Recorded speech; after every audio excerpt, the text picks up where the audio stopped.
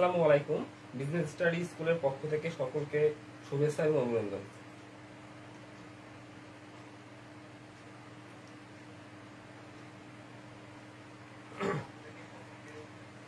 একটু তোমরা কেউ জানাও সাউন্ড এবং বোর্ড ক্লিয়ার কিনা।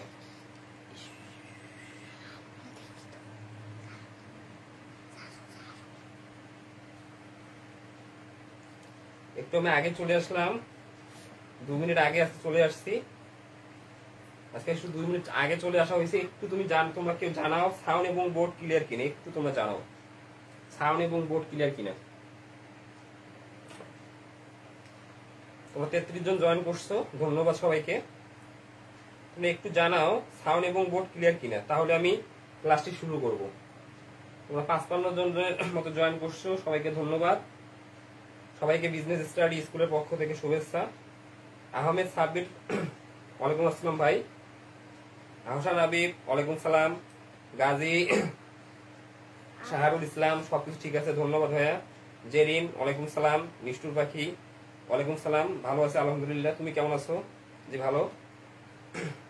নয়ন মিয়া খুব ভালো লাগছে, ধন্যবাদ। সাগর কুমার স্যার কেমন আছেন? আলহামদুলিল্লাহ ভালো আছি, তুমি কেমন আছো? আবু সাইফ ওয়ালাইকুম সালাম। গাজী ক্লিয়ার, সব ঠিকঠাক, ওকে। তাহলে আজকে আমরা অ্যানাদার স্পেশাল লাইভ ক্লাস করব। আজকের ক্লাসটি খুবই গুরুত্বপূর্ণ। আজকে আমরা ব্যাংক সমন্বয় বিবরণীর বেসিক সংক্রান্ত আলোচনা করব। আমরা সকলেই ব্যাংক সমন্বয় বিবরণী একটু ভীতিকর ভাবে নেই, অর্থাৎ ব্যাংক সমন্বয় বিবরণী অনেকের কাছে খুব জটিল এবং কঠিন একটা অধ্যায় মনে হয়। ইনশাল্লাহ তোমরা যদি আজকে শুরু থেকে শেষ পর্যন্ত ক্লাসটি ভালোভাবে দেখো, ব্যাংক সমন্বয় বিবরণীর তোমরা বেসিকটা ক্লিয়ার হয়ে যাবা। এটা তোমাদেরকে আমি কথা দেবো, ইনশাল্লাহ তোমরা ক্লিয়ার হয়ে যাবা। তোমরা একটু জানাও কে কোথা থেকে বলছো, এবং অবশ্যই তোমরা ফারহাদ ওয়ালাইকুম সালাম, ধন্যবাদ জয়েন করার জন্য। তোমরা একটু জানাও কে কোথা থেকে বলতেছো, এবং তোমরা অবশ্যই তোমাদের সবাই প্রোফাইল থেকে শেয়ার করে দিবা, অবশ্যই শেয়ার করে দিবা।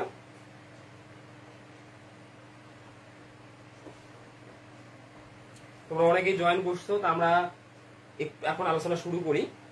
তাহলে আমরা আজকে এসএসসি 21-22 ব্যাচের জন্য আমরা ব্যাংক সমন্বয় বিবরণী বেসিক, আসলে অধ্যায়টা আজকে আমাদের মূলত বেসিক। আজকে লেকচার 1। আমি তোমাদেরকে বলছি যে আমি সৃজনশীলের উপর একটি কোর্স শুরু করব। আলহামদুলিল্লাহ আজকে থেকে আমরা সৃজনশীলের উপর একটি কোর্স শুরু করলাম। আমি একটু বলে নেই যে আমি সপ্তাহে 3 দিন ক্লাস করাবো। সপ্তাহে আমি ক্লাস করাবো 3 দিন, অর্থাৎ রবিবার, সোমবার এবং বুধবার। আমি রুটিনটা তোমাদেরকে দিয়ে দেব। রবিবার, সোমবার, বুধবার রাত 9টা থেকে রাত 10টা পর্যন্ত আমরা ক্লাসটা করব সৃজনশীলের উপর। বিশেষত 2021 সালের যে শর্ট সিলেবাসটা আছে মূলত তার উপর আমি কোর্সটা কন্টিনিউ করব। তোমরা অনেকে জয়েন করছো, অনেকে জয়েন করছো তোমরা। শান্ত ইসলাম স্যার, আমি তারাগঞ্জ কারিগরি বিএম কলেজ থেকে আসা, ওকে। তোমরা অনেকে জয়েন করছো। জামিলা শরীয়তপুর থেকে, সাব্বির, আমি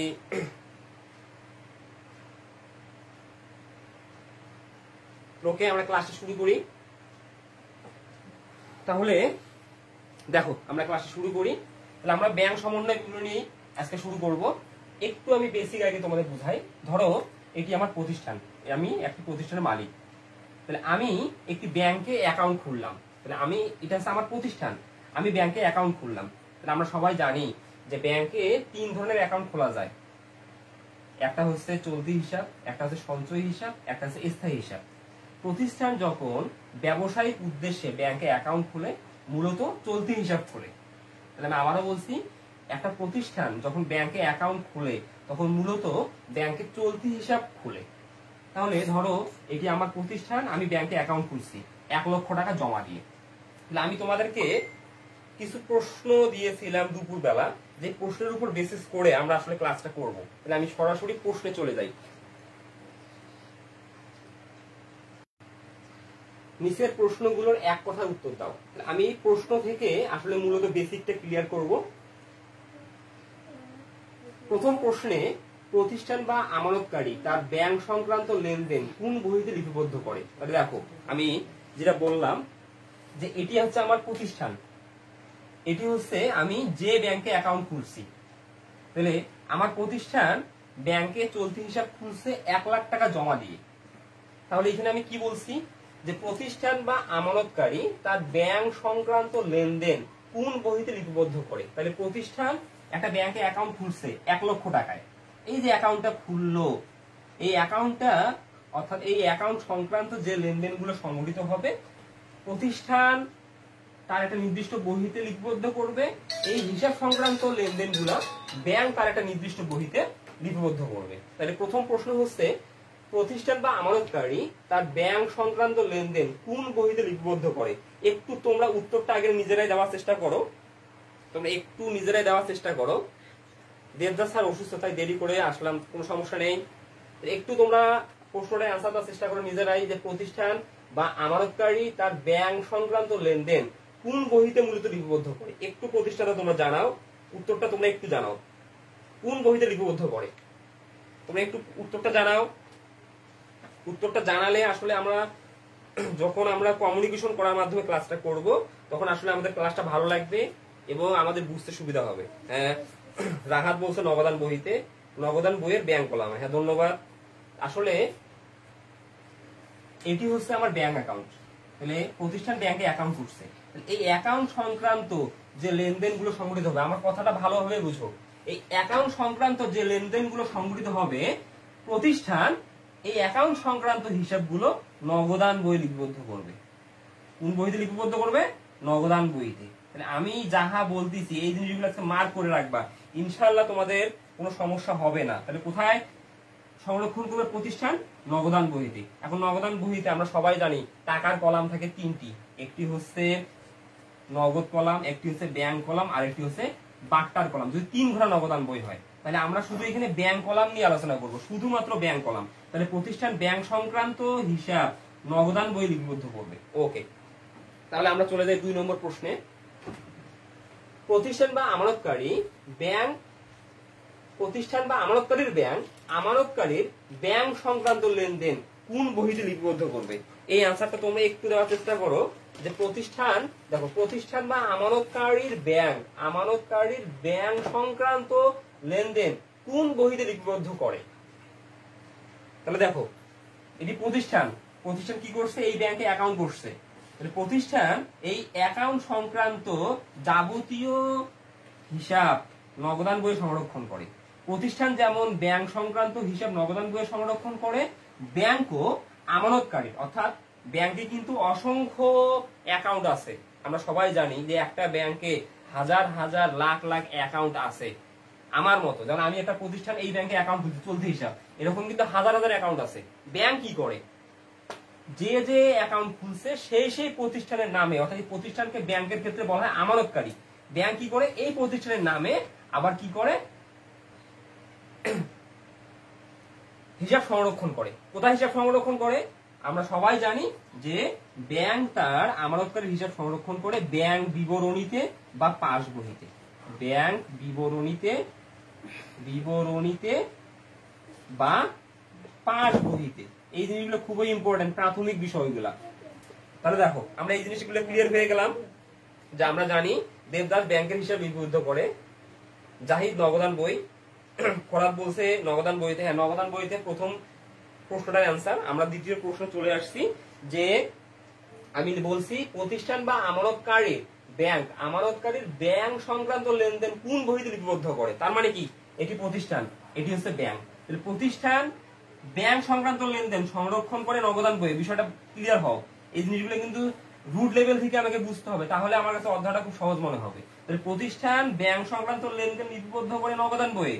এখন ব্যাংক আমানতকারী হিসাব, এটা ব্যাংকের ক্ষেত্রে প্রতিষ্ঠান কিন্তু আমানতকারী, অর্থাৎ যে টাকা জমা রাখবে ব্যাংকে সে হবে আমানতকারী। তাহলে ব্যাংক আমানতকারীর হিসাব সংরক্ষণ করবে ব্যাংক বিবরণীতে বা পাস বহিতে। ওকে, তাহলে আমরা দুটো জিনিস পাইলাম যে প্রতিষ্ঠান ব্যাংক সংক্রান্ত হিসাব সংরক্ষণ করবে নগদান বহিতে, ব্যাংক আমানতকারীর হিসাব, অর্থাৎ এই ব্যাংকের যে হিসাবটা আছে, যে হিসাবটা খোলা হয়েছে, ব্যাংক তার ব্যাংক সংক্রান্ত অর্থাৎ আমানতকারী সংক্রান্ত লেনদেন লিপিবদ্ধ করবে ব্যাংক বিবরণী বা পাস বহিতে। তাহলে এখন আমরা চলে আসি 3 নম্বর প্রশ্নে। আমরা প্রশ্নের অ্যান্সার দেওয়ার মাধ্যমে আজকে ক্লাসগুলো কন্টিনিউ করব, তাহলে আমাদের বুঝতে সুবিধা হবে এবং ক্লাসটি ভালো লাগবে। তাহলে দেখো 3 নম্বর প্রশ্ন, প্রতিষ্ঠানের জন্য তার ব্যাংক হিসাব কি? তাহলে এই প্রশ্নটা খুবই গুরুত্বপূর্ণ, একটু তোমরা দ্রুত উত্তর দেওয়ার চেষ্টা করো আগে। 3 নম্বর প্রশ্নে বলছে প্রতিষ্ঠানের জন্য তার ব্যাংক হিসাব কি? ক সম্পদ, খ দায়, গ আয়, ঘ ব্যয়। ঝটপট উত্তর দাও, ঝটপট একটু উত্তর দেওয়ার চেষ্টা করো। যা আমরা পাইলাম যে প্রতিষ্ঠান ব্যাংক সংক্রান্ত লেনদেন সংরক্ষণ করে নগদান বইতে, নগদান বই। আর ব্যাংক সংক্রান্ত লেনদেন আমানতকারী সংরক্ষণ করে পাস বইতে।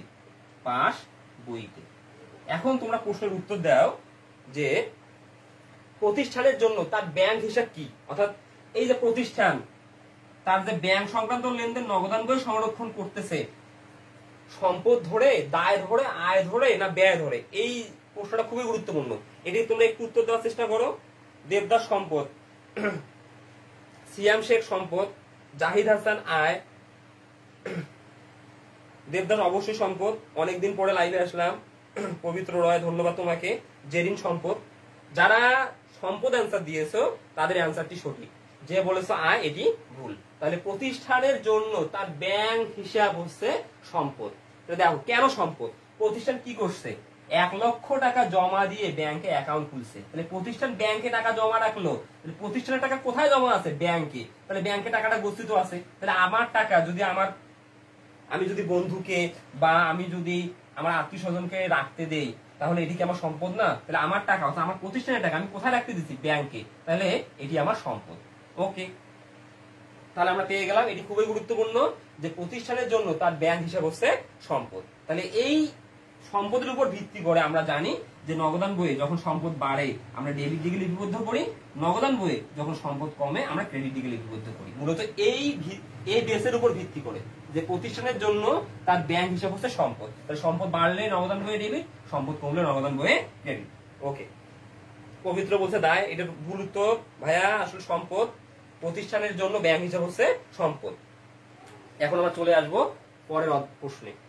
4, প্রতিষ্ঠানের ব্যাংকের জন্য তার আমানতকারীর হিসাব কি? এখন দেখো, আমরা প্রথমে আসলাম যে প্রতিষ্ঠান যে ব্যাংকে টাকা রাখছে, প্রতিষ্ঠানের জন্য এই টাকাটা কি?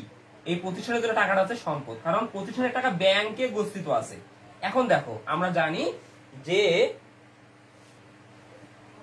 ব্যাংক সংক্রান্ত লেনদেন প্রতিষ্ঠান লিপিবদ্ধ করে নগদান বইতে, আবার ওই লেনদেনটাই ব্যাংক লিপিবদ্ধ করে নগদান বইতে। এখন ব্যাংক বিবরণীতে। তাহলে প্রতিষ্ঠানের ব্যাংকের জন্য তার আমানতকারীর হিসাব কি? এবার দেখো, ব্যাংকের কথা বলা হয়েছে যে প্রতিষ্ঠানের ব্যাংকের জন্য, তাহলে প্রতিষ্ঠানের ব্যাংক এটি।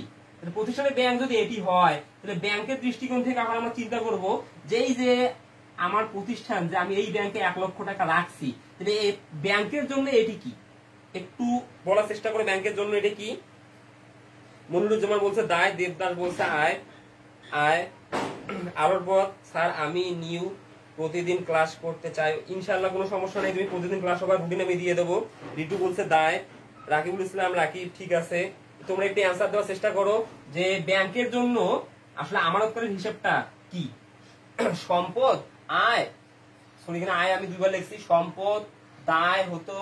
এখানে দায়টা আসলে লেখা হয়নি, একটু মিস্টেক হয়ে গেছে, আমি একটু লিখে নিচ্ছি আগে।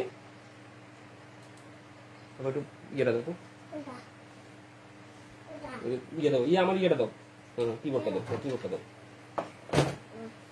আমি একটু ঠিক করে নিচ্ছি, এটা একটু আমার ভুল হয়ে গেছে।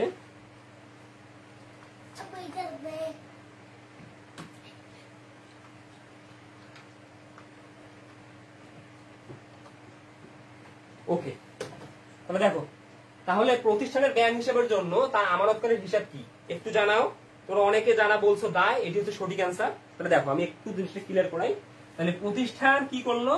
প্রতিষ্ঠান একটা ব্যাংকে চলতি হিসাব খুললো, চলতি হিসাব খুলে ব্যাংকে টাকা রাখলো। তাহলে প্রতিষ্ঠানের জন্য ব্যাংকে টাকা গচ্ছিত আছে, তাহলে প্রতিষ্ঠানের জন্য এই টাকাটা সম্পদ। এখন তুমি ব্যাংকের দৃষ্টিকোণ থেকে ভাবো, তাহলে ব্যাংক কি করছে? প্রতিষ্ঠানের টাকা সংরক্ষণ করতেছে, তাহলে চাহিদা মাত্র কিন্তু টাকাটা ফেরত দিতে হবে। তাহলে ব্যাংক প্রতিষ্ঠানের নিকট ঋণী আছে যতক্ষণ পর্যন্ত এই টাকাটা সে ফেরত দেয়নি। তাহলে এটি কিন্তু খুবই গুরুত্বপূর্ণ। তাহলে প্রতিষ্ঠানের জন্য ব্যাংক হিসাব হচ্ছে সম্পদ, ব্যাংকের জন্য আমানতকারী হিসাব হচ্ছে দায়। এটি খুবই গুরুত্বপূর্ণ। অনেকে বলছো তোমরা দায়, যারা দায় আনসার দিছো তাদেরটা হচ্ছে সঠিক অ্যান্সার, সঠিক অ্যান্সার। আমি নতুন, খুব ভালো লাগছে, প্রতিনিয়ত ক্লাস করতে চাই, ইনশাআল্লাহ রুটিন পেয়ে যাবা, প্রতিনিয়ত ক্লাস করো, ইনশাআল্লাহ ভালো কিছু হবে। এখন আমরা চলে আসি 5, ব্যাংক সমন্বয় বিবরণী প্রস্তুত করার মূল উদ্দেশ্য কি? এটি খুবই গুরুত্বপূর্ণ একটি প্রশ্ন, যে ব্যাংক সমন্বয় বিবরণী প্রস্তুত করার মূল উদ্দেশ্য কি। এটি তোমাদের কাছে আমি উত্তর চাবো না, আমি একটু এখানে বুঝাই। দেখো, তাহলে আমরা জানলাম যে প্রতিষ্ঠান ব্যাংক সংক্রান্ত হিসাব প্রস্তুত করে নগদান বইয়ে, নগদান বইতে, আর ব্যাংক আমানতকারীর হিসাব সংরক্ষণ করে পাস বহিতে। তাহলে যখন একই ধরনের লেনদেন, অর্থাৎ যখন একটা লেনদেন সংঘটিত হয়, লেনদেন সংঘটিত হওয়ার সঙ্গে সঙ্গে আমরা অর্থাৎ প্রতিষ্ঠান নগদান বই সংরক্ষণ করি, ব্যাংক ওইটা পাস বহিতে সংরক্ষণ করে। তাহলে ধরো আমি একটু এক্সাম্পল দেই, আমি কি প্রতিষ্ঠান, আমি ব্যাংকে 1 লক্ষ টাকা রাখছি। তাহলে আমি যে 1 লক্ষ টাকা রাখলাম, তাহলে প্রতিষ্ঠানের দৃষ্টিকোণ থেকে এটি সম্পদ, তাহলে প্রতিষ্ঠান কি করবে? এটিকে ডেবিট করবে, কারণ সম্পদ বাড়লে ডেবিট। তো কোথায় ডেবিট করবে? নগদান বইতে। ডেবিট করলাম আমি 1 লাখ। তাহলে নগদান বইতে কেন ডেবিট করবে? কারণ নগদান বই অর্থাৎ প্রতিষ্ঠানের সম্পদ বাড়লো। এখন তুমি ব্যাংকের দৃষ্টিকোণ থেকে আসো, তাহলে ব্যাংকে এই টাকাটা, অর্থাৎ আমি যে অ্যাকাউন্টটা খুলছি, ব্যাংক কি করবে? পাস বইতে লিপিবদ্ধ করবে। তাহলে পাস বইতে একটা ডেবিট, একটা হচ্ছে ক্রেডিট। তাহলে পাস বইয়ের ক্ষেত্রে এই টাকাটা কি? দায়, কারণ আমার জন্য সম্পদ, পাস বই বা ব্যাংক বিবরণীর জন্য এই টাকাটা হচ্ছে দায়। তাহলে ব্যাংক বিবরণীতে এই টাকাটা লিপিবদ্ধ করা হবে ক্রেডিট দিকে। তাহলে আমার জন্য যাহা সম্পদ, ব্যাংকের জন্য তাহাই দায়, অর্থাৎ আমার জন্য যাহা ডেবিট, ব্যাংকের জন্য তাহাই ক্রেডিট। ওকে, এখন ধরো এখান থেকে আমি 10,000 টাকা উত্তোলন করলাম। তাহলে এখান থেকে যদি আমি 10,000 টাকা উত্তোলন করি, তাহলে আমার অ্যাকাউন্ট কমবে না বাড়বে? আমার অ্যাকাউন্ট কমবে। তাহলে আমরা জানি সম্পদ বাড়লে ডেবিট, কমলে ক্রেডিট। তাই উত্তোলন করার ফলে আমি নগদান বইয়ের ক্রেডিট দিকে লিখবো 10,000। তাহলে নগদান বইয়ের ক্রেডিট দিকে কেন লিখতেছি? সম্পদ কমার জন্য। তাহলে সম্পদ কমলে ক্রেডিট। তাহলে এখন তুমি ব্যাংকের দৃষ্টিকোণ থেকে চিন্তা করো, তাহলে ব্যাংকের কি হবে? তাহলে দায় কমবে। দায় কমলে কি হবে? ডেবিট হবে। তাহলে বিষয়টা দেখো খুবই সহজ। তাহলে আমরা যখন নগদান বইয়ে লেনদেন করব, পক্ষান্তরে আমরা পাস বইতে ক্রেডিট করব। আমরা যখন নগদান বইয়ে ক্রেডিট করব, আমরা পাস বইতে ডেবিট করব। কেন করব? মূল থিমটা কি? মূল থিমটা নগদান বইয়ের জন্য সম্পদ বাড়তেছে কমতেছে, পাস বইয়ের জন্য দায় বাড়তেছে কমতেছে।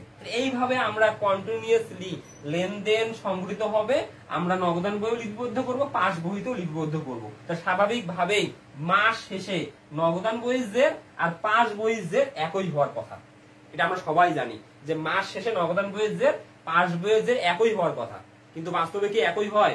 একই হয় না। কারণ যদি একই হতো তাহলে তো আমাকে ব্যাংক সমন্বয় বিবরণী প্রস্তুত করতে হতো না। যেহেতু একই হয় না, তাই তো আমাকে ব্যাংক সমন্বয় বিবরণী প্রস্তুত করতে হয়।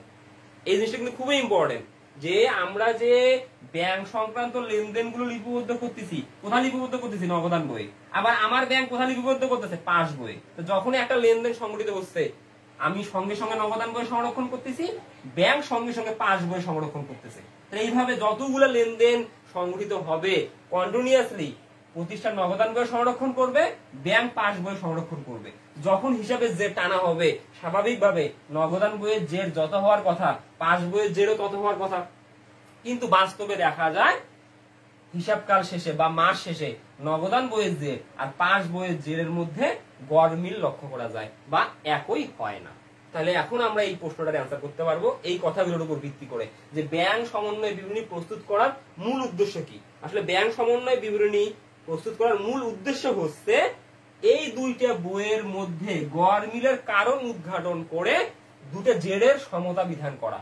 খুব সহজে আমি বলতেছি যে ব্যাংক সমন্বয় বিবরণী প্রস্তুত করার মূল উদ্দেশ্য, আমি আবারও বলতেছি, ব্যাংক সমন্বয় বিবরণী প্রস্তুত করার মূল উদ্দেশ্য নগদান বই এবং পাস বইয়ের গড় মিলের কারণগুলো উদ্ঘাটন করে এই দুইটা বইয়ের জেরের মধ্যে সমতা বিধান করা, সমতা বিধান করা। তাহলে ওকে, এই আনসারটা ওকে।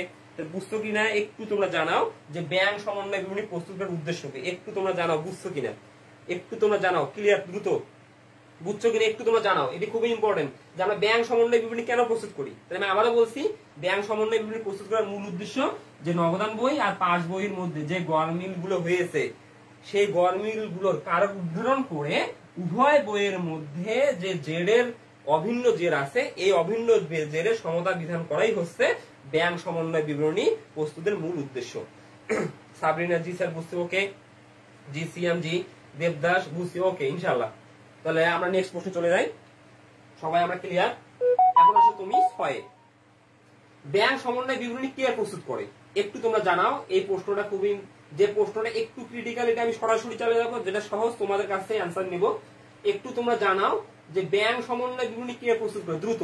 ব্যাং সমন্বয় 6 নম্বর প্রশ্নের উত্তর, ব্যাং সমন্বয় বিবরণী কে প্রস্তুত করে একটু তোমরা জানাও। ব্যাং সমন্বয় বিবরণী কে প্রস্তুত করে একটু তোমরা জানাও, দ্রুত জানাও, দ্রুত।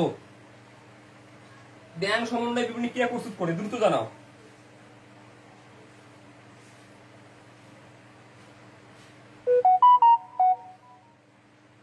ব্যাং সমন্বয় বিবরণী কে প্রস্তুত করে একটু দ্রুত তোমরা জানাও, একটু দ্রুত জানাও, একটু দ্রুত জানাও। এবং সবাই সবার ফেসবুক থেকে, তোমার প্রোফাইল থেকে একটু ক্লাসটি শেয়ার করে দিবা। আসলে তোমাদের জন্য এত আমি কষ্ট করতেছি, একটু তোমরা শেয়ার করবা।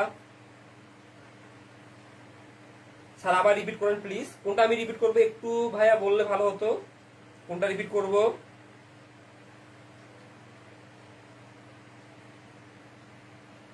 ব্যাং সমন্বয় বিবরণী কে প্রস্তুত করে? অনেকে অনেক ধরনের উত্তর দিছো। দেবদাস উত্তর দিছো ব্যাং কর্তৃপক্ষ, আবার দেবদাস উত্তর দিছো কেশিয়ার, আবিদ উত্তর দিছো ব্যাং,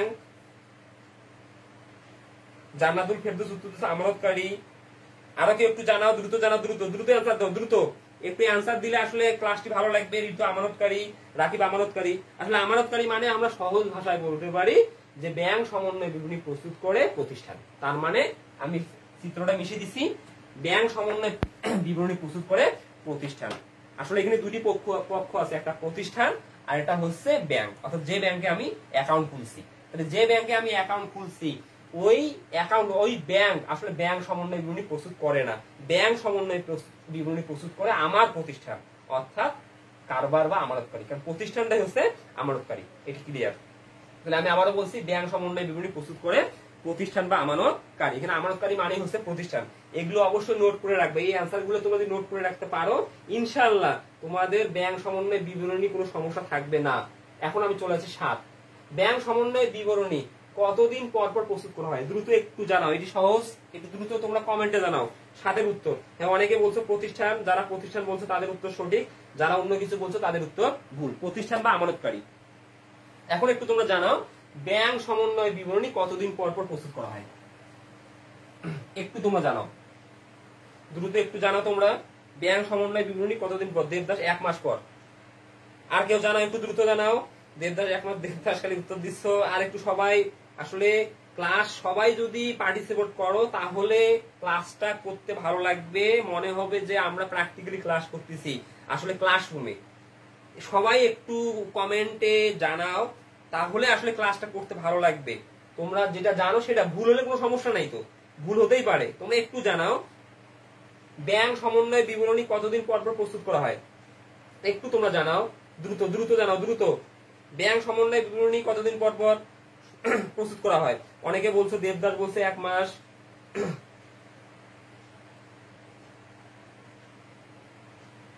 সুবর্ণা বলছো 6 মাস, মনিরুজ্জামান বলছো 1 মাস পর পর, জান্নাতুল ফেরদৌস বলছো 30 দিন। স্যার আমি ক্লাসের ফার্স্ট বয়, ওকে। আরিফিন বলছে 1 মাস, জাহিদ হাসান বলছো 10 দিন। কোনো সমস্যা নাই, সবাই উত্তর দেওয়ার চেষ্টা করো, ভুল হতেই পারে, ভুল হলেই তোমরা শিখতে পারবা। আসলে ব্যাংক সমন্বয় বিবরণী প্রস্তুত করা হয় 1 মাস পর পর। হিসাবকাল যদি 1 বছরও হয় তারপরও ব্যাংক সমন্বয় বিবরণীর ক্ষেত্রে ব্যাংক সমন্বয় বিবরণী প্রস্তুত করা হয় 1 মাস পর পর। ওকে, আমরা এখন চলে যাব নেক্সট প্রশ্নে। 8 নগদান বই ও পাস বইয়ের জেরের মধ্যে গরমিলের মূল কারণ কি কি? এটি সবচেয়ে গুরুত্বপূর্ণ প্রশ্ন, যে নগদান বই এবং পাস বইয়ের মধ্যে, পাস বইয়ের জেরের মধ্যে গরমিলের মূল কারণ কি? এই প্রশ্নটা আমি সরাসরি চলে আসি উত্তরে। আমি তোমাদের কাছে উত্তরটা নেব না, আমি সরাসরি একটু বুঝাই। আসলে নগদান বই আর পাস বইয়ের জেরের মধ্যে গরমিলের মূল কারণ দুইটি। একটি হচ্ছে ক, মূল কারণ দুইটি, এটি নোট করে রাখবা। সময় গ্যাপ, সময় গ্যাপ হওয়ার কারণে, খ ভুল হওয়ার কারণে, অর্থাৎ আমানতকারীর বহিতে অর্থাৎ নগদান বহিতে এবং ব্যাংক বহিতে ভুল হওয়ার কারণে আমাদের নগদান বইয়ে পাস বইয়ে জেরের মধ্যে গড়মিল হতে পারে। তাহলে একটা হচ্ছে সময় গ্যাপের কারণে, আর একটা হচ্ছে যে কোনো বইয়ের ভুল হওয়ার কারণে। এটি আমি পরে এক্সপ্লেন করতেছি, তাহলে তুমি এটা জেনে নাও যে নগদান বই ও পাস বইয়ের জেরের মধ্যে গড়মিলের মূল কারণ কি কি। তাহলে নগদান বই ও পাস বই জেরের মধ্যে গড়মিলের মূল কারণ হচ্ছে দুটি। একটি হচ্ছে সময় গ্যাপ, অর্থাৎ সময়গত পার্থক্যের কারণে দুটি জেরের মধ্যে ভুল হয়। আরেকটা হচ্ছে নগদান বইতে আমরা কোনো লেনদেন যদি ভুল দিকে লিপিবদ্ধ করি বা পাস বইতে যদি আমরা কোনো লেনদেন ভুল দিকে লিপিবদ্ধ করি তাহলে আসলে উভয় বইয়ের মধ্যে গড়মিলের সৃষ্টি হয়। ওকে, তাহলে এখন আমরা চলে যাবো নেক্সট প্রশ্নে। এখন আমরা চলে আসতেছি আসলে নগদান বই ও পাস বইয়ের জেরের মধ্যে যে ভুলগুলো হয় সেই ভুলগুলো নিয়ে আলোচনায় আমরা প্রশ্ন চলে আসতেছি। এই নয়ে দেখো প্রথমে আছে পরিবহনাধীন চেক বা ট্রানজিটে জমা চেক কি। তাহলে এটি খুবই গুরুত্বপূর্ণ যে পরিবহনাধীন চেক বা ট্রানজিটে জমা চেক কি। আসলে আমরা বইয়ের মতো করে শিখবো না, আমরা এক কথায় শিখবো। সামনে সময় গ্যাপার ভুল হ্যাঁ হয়েছে সুবর্ণা।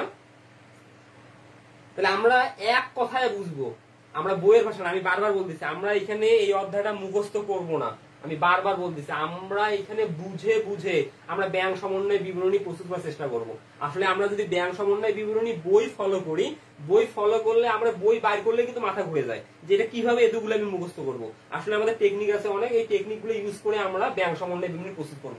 এই জন্য তোমার এই প্রশ্নের অ্যান্সার গুলো জেনে রাখা বা জানা খুবই গুরুত্বপূর্ণ। তাহলে আমাকে এখন জানতে হবে পরিবহনাধীন চেক বা ট্রানজিটে জমা চেক কি, বইয়ের ভাষায় না নর্মাল ভাষায়। দেখো পরিবহনাধীন চেক, তাহলে আমি একের সহজ ভাষায় বলতেছি, ধরো আমার প্রতিষ্ঠানে আমি কারো কাছ থেকে চেক পেয়েছি, আমি আমার প্রতিষ্ঠানে কারো কাছ থেকে চেক পেয়ে এই চেকটা আমার ব্যাংকে জমা দিছি।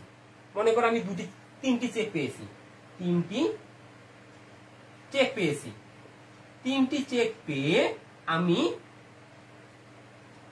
দুইটি চেক ব্যাংকে জমা দিছি, একটি চেক আমি ব্যাংকে এখনো জমা দেইনি। এই যে চেকটা আমি ব্যাংকে জমা দেইনি মূলত এটি পরিবহনাধীন চেক। আমি আরো সহজ ভাষায় বলতেছি, আমরা অর্থাৎ আমাদের প্রতিষ্ঠান যখন কোনো তৃতীয় পক্ষের নিকট থেকে চেক পায়, যেমন পণ্য বিক্রয় করে চেক পেতে পারে, তারপরে প্রাপ্য হিসেবে নিকট থেকে চেক পেতে পারে, আরো বিভিন্ন উৎস থেকে চেক পেতে পারে। চেক পাওয়ার পর প্রতিষ্ঠান কি করে? প্রতিষ্ঠান ব্যাংকে প্রেরণ করে। ব্যাংক আবার কি করে?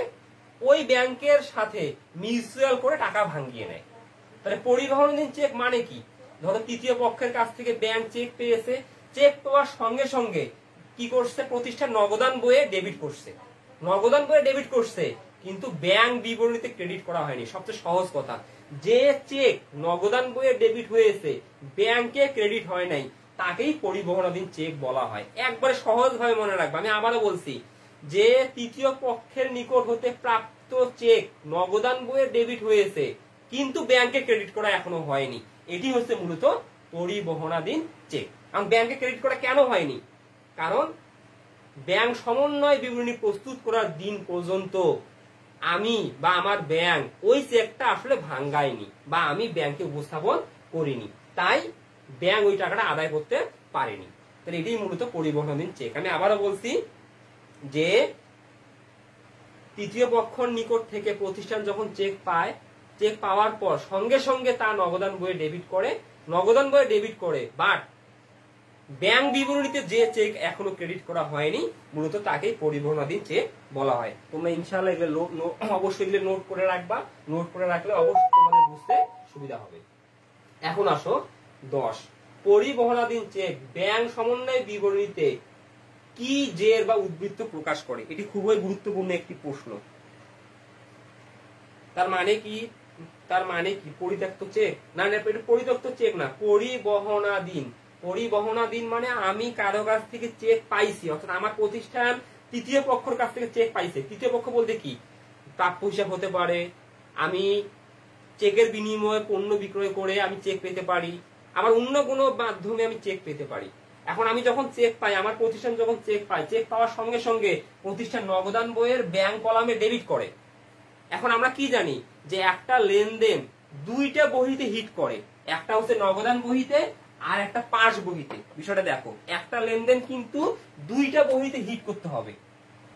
কয়টা বইতে? দুইটা বইতে। তাহলে আমি একটু লিখতেছি নগদান, নগদান বই, আর এটা হচ্ছে পাস বই।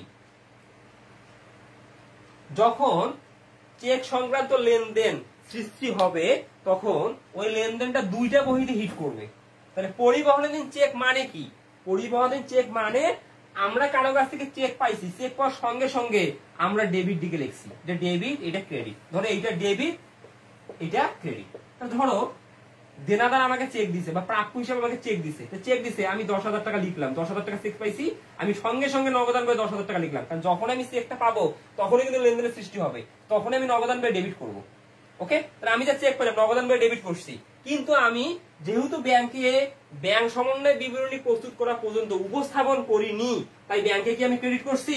করি নাই। কারণ আমরা নগদান বইয়ে যেটা ডেবিট করি ব্যাংকে কিন্তু সেটা ক্রেডিট করতে হয়, কারণ নগদান বইয়ের জন্য সম্পদ বাড়লে ডেবিট, যখন সম্পদ বাড়ে প্রতিষ্ঠানে তখন পক্ষান্তরে ব্যাংকের কিন্তু দায় বাড়ে, কারণ প্রতিষ্ঠানের জন্য ব্যাংক হিসাব সম্পদ, ব্যাংকের জন্য ব্যাংক হিসাব দায়। তাহলে মূল বিষয়টা দেখো, আমরা পরিবহনাধীন চেক মানে কি? আমি কারো কাছ থেকে চেক পাইলাম, পেয়ে নগদান বইয়ে ডেবিট করলাম। এখন ব্যাংক সমন্বয় বিবরণী প্রস্তুত করার তারিখ পর্যন্ত ওই চেকটি আমি ব্যাংকে উপস্থাপন করিনি, বা ব্যাংকে উপস্থাপন করলেও ব্যাংক ভাঙ্গায়নি, তার মানে ব্যাংক ক্রেডিট করেনি। যে চেক নগদান বইয়ে ডেবিট হয়েছে ব্যাংক বিবরণীতে বা পাস বইতে ক্রেডিট হয়নি, মূলত এটি হচ্ছে পরিবহনাধীন চেক। সবার ক্লিয়ার ইনশাআল্লাহ?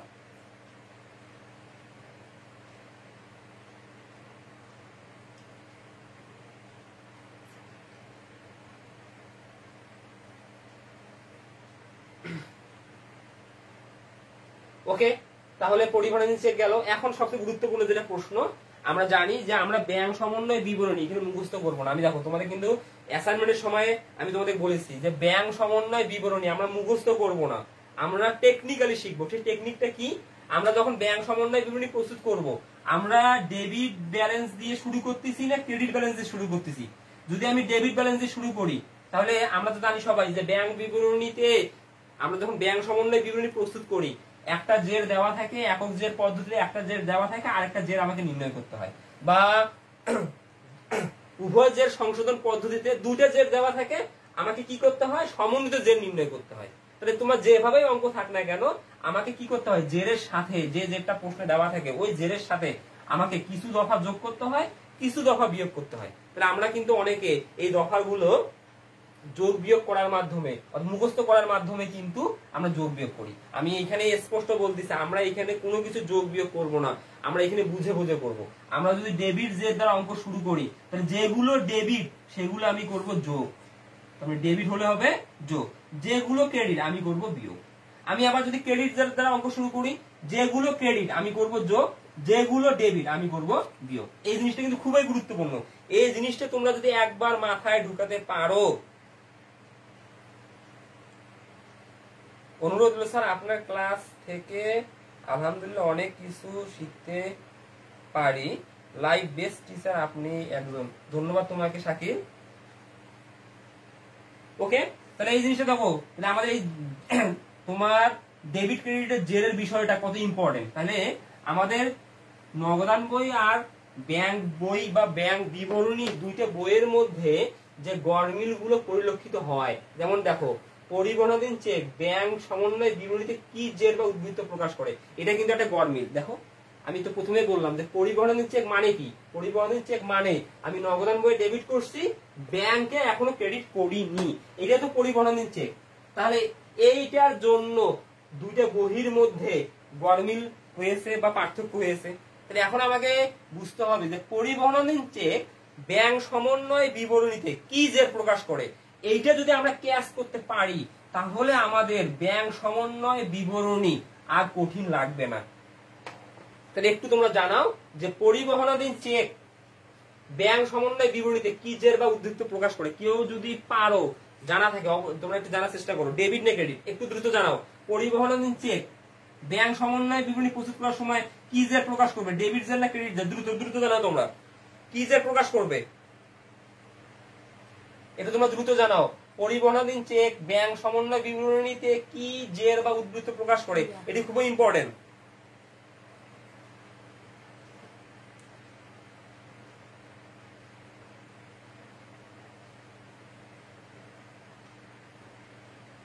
একটু তোমরা জানাও কি জেড প্রকাশ করবে, একটু জানাও।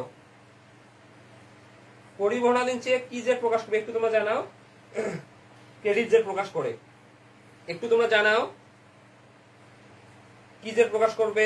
জান্নাতুল ফেরদৌস বলছে ডেবিট জেড প্রকাশ করবে, একটু তোমরা জানাও। 10 ডেবিট জেড প্রকাশ করবে। দেবদাস ক্রেডিট জেড প্রকাশ করবে, দেবদাস ক্রেডিট জেড। জেরিন বলছে ক্রেডিট জেড, একটু তোমরা দ্রুত জানাও। অনেকে তোমরা উত্তর দিচ্ছ। সাব্বির রহমান ডেবিট জেড প্রকাশ করবে। তোমরা যদি ক্লাসটা আমার সাথে ভালোভাবে কোঅপারেট না করো, আসলে আমার ক্লাসটা কিন্তু ভালো লাগবে না। তোমরা যদি মেসেজে বলো তাহলেই কিন্তু আমার ক্লাসটা ভালো লাগবে। তাহলে অনেকে বলছো ডেবিট জেড প্রকাশ করে, অনেকে বলছো ক্রেডিট জেড প্রকাশ করে। যারা বলছো ক্রেডিট জেড প্রকাশ করে তাদের অ্যান্সার সঠিক। এখন এটি কিভাবে, আমি কিভাবে বুঝবো আসলে কোনটা ডেবিট কোনটা ক্রেডিট? এখন দেখো আমি একটা শর্ট টেকনিক তোমাদের শিখাই।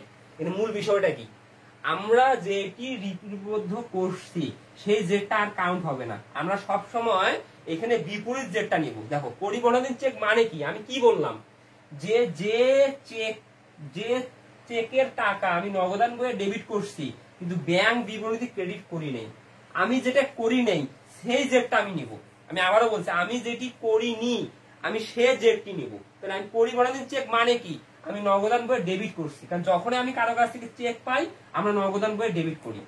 এখন ব্যাংকে যতক্ষণ আমি উপস্থাপন করিনি ব্যাংক কি সেটা ক্রেডিট করবে? করবে না। তাহলে পরিবহনাধীন চেক ডেবিট হয়ে গেছে, ডেবিটের বিপরীত কি? ক্রেডিট। তাহলে আমরা সবসময় কিন্তু জেরের ক্ষেত্রে বিপরীতটা নিব, তাহলে তুমি যে কোনো জের নির্ণয় করতে পারবা। এই জেরটা কিন্তু খুবই ইম্পর্টেন্ট। তাহলে পরিবহনাধীন চেক ব্যাংক সমন্বয় বিবরণী প্রস্তুত করার সময় ক্রেডিট জের প্রকাশ করে, তাহলে এটা খুবই গুরুত্বপূর্ণ। তাহলে আমরা 10 পাইলাম, এটা ক্রেডিট জের প্রকাশ করে। 10টা হচ্ছে ক্রেডিট জের প্রকাশ করে, খুবই গুরুত্বপূর্ণ। ওকে,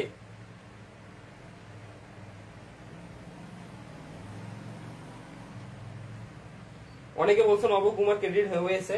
এখন চলে আসি আমরা 11। দেখো একটু বড়, একটু তোমরা প্রশ্নটা দেখো। দেনাদারের নিকট হতে প্রাপ্ত মোট 80,000 টাকার 3খানা চেক আদায়ের জন্য ব্যাংকে জমা দেওয়া হয়েছে। তাহলে দেখো দেনাদারের নিকট হতে 80,000 টাকার 3খানা চেক আদায়ের জন্য ব্যাংকে জমা দেওয়া হয়েছে।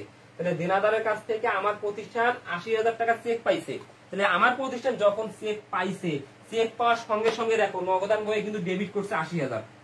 কারণ যখনই প্রতিষ্ঠান চেক পাবে কারো কাছ থেকে, চেক পাওয়ার সঙ্গে সঙ্গে কিন্তু নগদান বই ডেবিট করবে। চেক পাইছে মানে নগদান বই ডেবিট। ওকে, আমি নগদান বই ডেবিট করলাম। তাহলে দেনাদারের নিকট হতে প্রাপ্ত মোট 80,000 টাকা 3খানা চেক আদায়ের জন্য ব্যাংকে জমা দেওয়া হয়েছে, কিন্তু তন্মধ্যে 30,000 টাকার মাত্র একখানা চেক ব্যাংক সমন্বয় বিবরণী প্রস্তুতের পূর্বে ব্যাংক কর্তৃক আদায় হয়েছে। তাহলে দেখো, তাহলে আমি 80,000 টাকার চেক, এই 80,000 টাকার চেক পাইছি, চেক পেয়ে সঙ্গে সঙ্গে নগদান বইয়ে ডেবিট করছি। ব্যাংক সমন্বয় বিবরণী প্রস্তুতের পূর্ব পর্যন্ত ব্যাংক 80,000 টাকার মধ্যে একখানা চেক আদায় করছে, তার মানে ব্যাংক ক্রেডিট করছে 30,000। ব্যাংক ক্রেডিট করছে কত? 30,000। তাহলে এখন প্রশ্নটা কি, এখন লক্ষ্য করো তোমরা, প্রশ্নটা কি? প্রশ্নটা হচ্ছে এখানে পরিবহনাধীন চেকের পরিমাণ কত এবং তা কি জের প্রকাশ করবে। একটু দ্রুত তোমরা জানাও এখানে পরিবহনাধীন চেক কত, একটু তোমরা জানাও এখানে পরিবহনাধীন চেক কত এবং তা কি জের প্রকাশ করবে। আমি আবারও বলছি, দেনাদারের কাছ থেকে প্রতিষ্ঠান টাকা পেয়েছে 80,000, প্রতিষ্ঠান টাকা পেয়েছে অর্থাৎ টাকা না চেক পেয়েছে 80,000। যখনই দেনাদারের কাছ থেকে প্রতিষ্ঠান চেক পেয়েছে নগদান বইয়ে ডেবিট করা হয়েছে। ওকে, নগদান বইয়ে ডেবিট করা হয়েছে। এখন ব্যাংক সমন্বয় বিবরণী প্রস্তুত করার পূর্ব পর্যন্ত ব্যাংক আদায় করছে একটা চেকের টাকা, তার মানে ব্যাংক ক্রেডিট করছে 30,000। তাহলে এখানে পরিবহনাধীন চেক কত একটু তোমরা জানাও। ফারজানা হক জেমি বলছে 50,000 আর ক্রেডিট জেড। আরো কেউ জানাও, একটু তোমরা জানাও। আসলে এখানে অনেকে কিন্তু তোমরা গল্প করছো, অনেকে বিভিন্ন ধরনের তোমরা মেসেজ দিচ্ছ, এটি আসলে খুবই দুঃখজনক। তোমরা একটু যদি আমার সাথে মেসেজ করো বা মেসেজ আদান প্রদান করো তাহলে আমি বুঝতে পারবো তোমরা কেমন বুঝতেছো। বড় ভাই জানি তুমি এই ক্লাসে আসো, আমারে ভুলে গেছো, একটু তোমরা এই এই মেসেজ গুলো পরিহার করলে ভালো হয়। তোমরা একটু আমার সাথে জানাও। সাইমা ইসলাম বলছে 50,000 ক্রেডিট জেড, একটু তোমরা জানাও। সুবর্ণা বলছে ডেবিট জেড, একটু তোমরা জানাও। আরো কেউ জানাও, একটু জানাও। তাহলে ওকে, তাহলে পরিবহনাধীন চেক এখানে কত আমি বলছি, দেখো আমি কি বললাম সংজ্ঞায় কি বলছি, যে সবচেয়ে বড় কথা সংজ্ঞায় আমি বলছি যে তৃতীয় পক্ষের কাছ থেকে যখন প্রতিষ্ঠান চেক পায়, চেক পাওয়ার সঙ্গে সঙ্গে কিন্তু প্রতিষ্ঠান নগদান বই ডেবিট করে। আমি দেখো কি বলছি, যখন তৃতীয় পক্ষের কাছ থেকে প্রতিষ্ঠান চেক পায়, চেক পাওয়ার সঙ্গে সঙ্গে কিন্তু প্রতিষ্ঠান নগদান বই ডেবিট করে। কিন্তু ব্যাংক যতক্ষণ পর্যন্ত ওই চেকটা ভাঙ্গায়নি বা টাকাটা আদায় করেনি ততক্ষণ পর্যন্ত কিন্তু পাস বইয়ে ক্রেডিট করে না। তাহলে প্রতিষ্ঠান দেনাদারের কাছ থেকে চেক পাইছিল 3টি 80,000 টাকায়, প্রতিষ্ঠান নগদান বই ডেবিট করছে। তার মধ্যে ব্যাংক সমন্বয় বিবরণী প্রস্তুতের পূর্বে 3টা চেকের মধ্যে ব্যাংক একটা চেকের টাকা আদায় করতে পারছে 30,000 টাকা, তাই ব্যাংক ক্রেডিট করছে 30,000। তাহলে 80,000 ডেবিট, 30,000 ক্রেডিট। তাহলে ক্রেডিট করেনি কত, দেখো ক্রেডিট করেনি কত, করেনি হচ্ছে 50,000। যত টাকা ক্রেডিট করা হয়নি আসলে সেটাই হচ্ছে পরিবহনাধীন চেক। পরিবহনাধীন চেক ক্রেডিট যে প্রকাশ করে, কেন? কারণ আমি তো ডেবিট অলরেডি করে ফেলছি, আমি ক্রেডিট করিনি কত। আমাকে সবসময় বিপরীতটা চিন্তা করতে হবে, সবসময় বিপরীতটা। দেবদাস বলছে স্যার প্রচুর জ্বর, তুমি একটু শুয়ে শুয়ে ক্লাসটা মনোযোগ দিয়ে দেখো। দেখো এটা কিন্তু খুবই গুরুত্বপূর্ণ। আমি ডেবিট করছি 80,000, ব্যাংক ক্রেডিট করছে 30,000, ক্রেডিট করেনি কত, ক্রেডিট করেনি 50,000। যেহেতু 50,000 টাকা ক্রেডিট করেনি তাই পরিবহনাধীন চেক 50,000।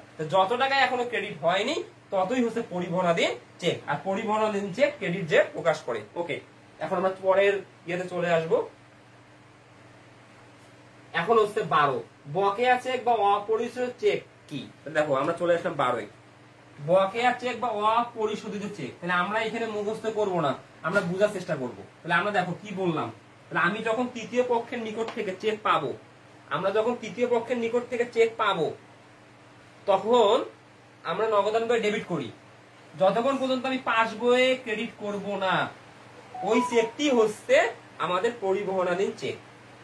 তাহলে আমি ডেবিট করার পর যতক্ষণ পর্যন্ত ক্রেডিট করিনি, যেটা ক্রেডিট করব না সেটি হচ্ছে আমার পরিবহনাধীন চেক। এবার আসো বকেয়া চেক বা অপরিশোধিত চেক। যেমন আমরা চেক পাই, আবার আমরা কিন্তু তৃতীয় পক্ষকে চেক প্রদান করি, অর্থাৎ প্রতিষ্ঠান তৃতীয় পক্ষকে চেক প্রদান করে। প্রতিষ্ঠান যখন চেক প্রদান করে, প্রতিষ্ঠান চেক প্রদান করার সঙ্গে সঙ্গে নগদান বইয়েতে ক্রেডিট করে। ধরো আমরা আমাদের একজন পাওনাদারকে 20,000 টাকার চেক ইস্যু করছি, তাহলে ইস্যু করার সঙ্গে সঙ্গে আমি কি করছি, 20,000 টাকা ক্রেডিট করছি। এখন যাকে চেক ইস্যু করছি সে ব্যাংক সমন্বয় বিবরণীর তারিখ পর্যন্ত ব্যাংকে উপস্থিত হয়নি। ব্যাংকে যেহেতু উপস্থিত হয়নি তাহলে আমি যাকে চেক দিছি ব্যাংক কি সেটা জানে? ব্যাংক কি জানতেছে যে আমি কাকে চেক দিছি? যেহেতু ব্যাংক সমন্বয় বিবরণী প্রস্তুত করার পূর্ব পর্যন্ত সে ব্যাংকে উপস্থিত হয়নি, ব্যাংক তো জানে না। তার মানে আমি এক কথায় বলতে পারি, আমি যে চেক ইস্যু করে সঙ্গে সঙ্গে নগদান বইয়ে ক্রেডিট করছি কিন্তু পাস বইয়ে ডেবিট করিনি, পাস বইয়ে ডেবিট করিনি, তার মানে এটি বকেয়া চেক। বকেয়া মানে কি, এখনো আমার টাকাটা পরিশোধিত হয়নি। নগদান বইয়ে ঠিকই কমাইছো কিন্তু পাস বইয়ে তো ডেবিট করো নাই, এইটাই তো আমার মূল। পাস বইয়েরটাই কিন্তু আমার মূল। আমি নগদান বই যতই ক্রেডিট করি আমার টাকাটা তো পাস বই থেকে অর্থাৎ ব্যাংক থেকে চলে যাবে। তাহলে ব্যাংক থেকে কি টাকা কমছে? ব্যাংক থেকে টাকা কমে নেই। যদি ব্যাংক থেকে টাকা কমতো তাহলে ব্যাংক কি করতো, দায় হ্রাস পাওয়ার শর্তে ডেবিট করতো। তাহলে বকেয়া চেক মানে কি, আমি কাউকে চেক প্রদান করছি, করে সঙ্গে সঙ্গে নগদান বই ক্রেডিট করছি, কিন্তু পাস বইয়ে বা ব্যাংক বিবরণীতে তা এখনো ডেবিট করা হয়নি। এটি হচ্ছে বকেয়া চেক। এটি নোট আকারে তুমি অবশ্যই লিখে রাখবা। এখন আমরা চলে আসি 13 বকেয়া চেক বা অপরিশোধিত চেক ব্যাংক সমন্বয় বিবরণীতে কি জের বা উদ্বৃত্ত প্রকাশ করে। এটি তোমরা একটু জানাও, যারা যারা ক্লাসে একটি বছর একটু তোমরা জানাও যে বকেয়া চেক বা অপরিশোধিত চেক ব্যাংক সমন্বয় বিবরণীতে কি জের বা উদ্বৃত্ত প্রকাশ করে, একটু তোমরা জানাও, একটু তোমরা জানাও।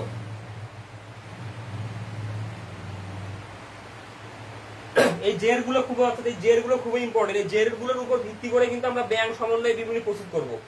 তাহলে জেমি বলছে ডেবিট ব্যালেন্স, আরিফ বলছে ক্রেডিট ব্যালেন্স, সুবর্ণা বলছে ডেবিট ব্যালেন্স।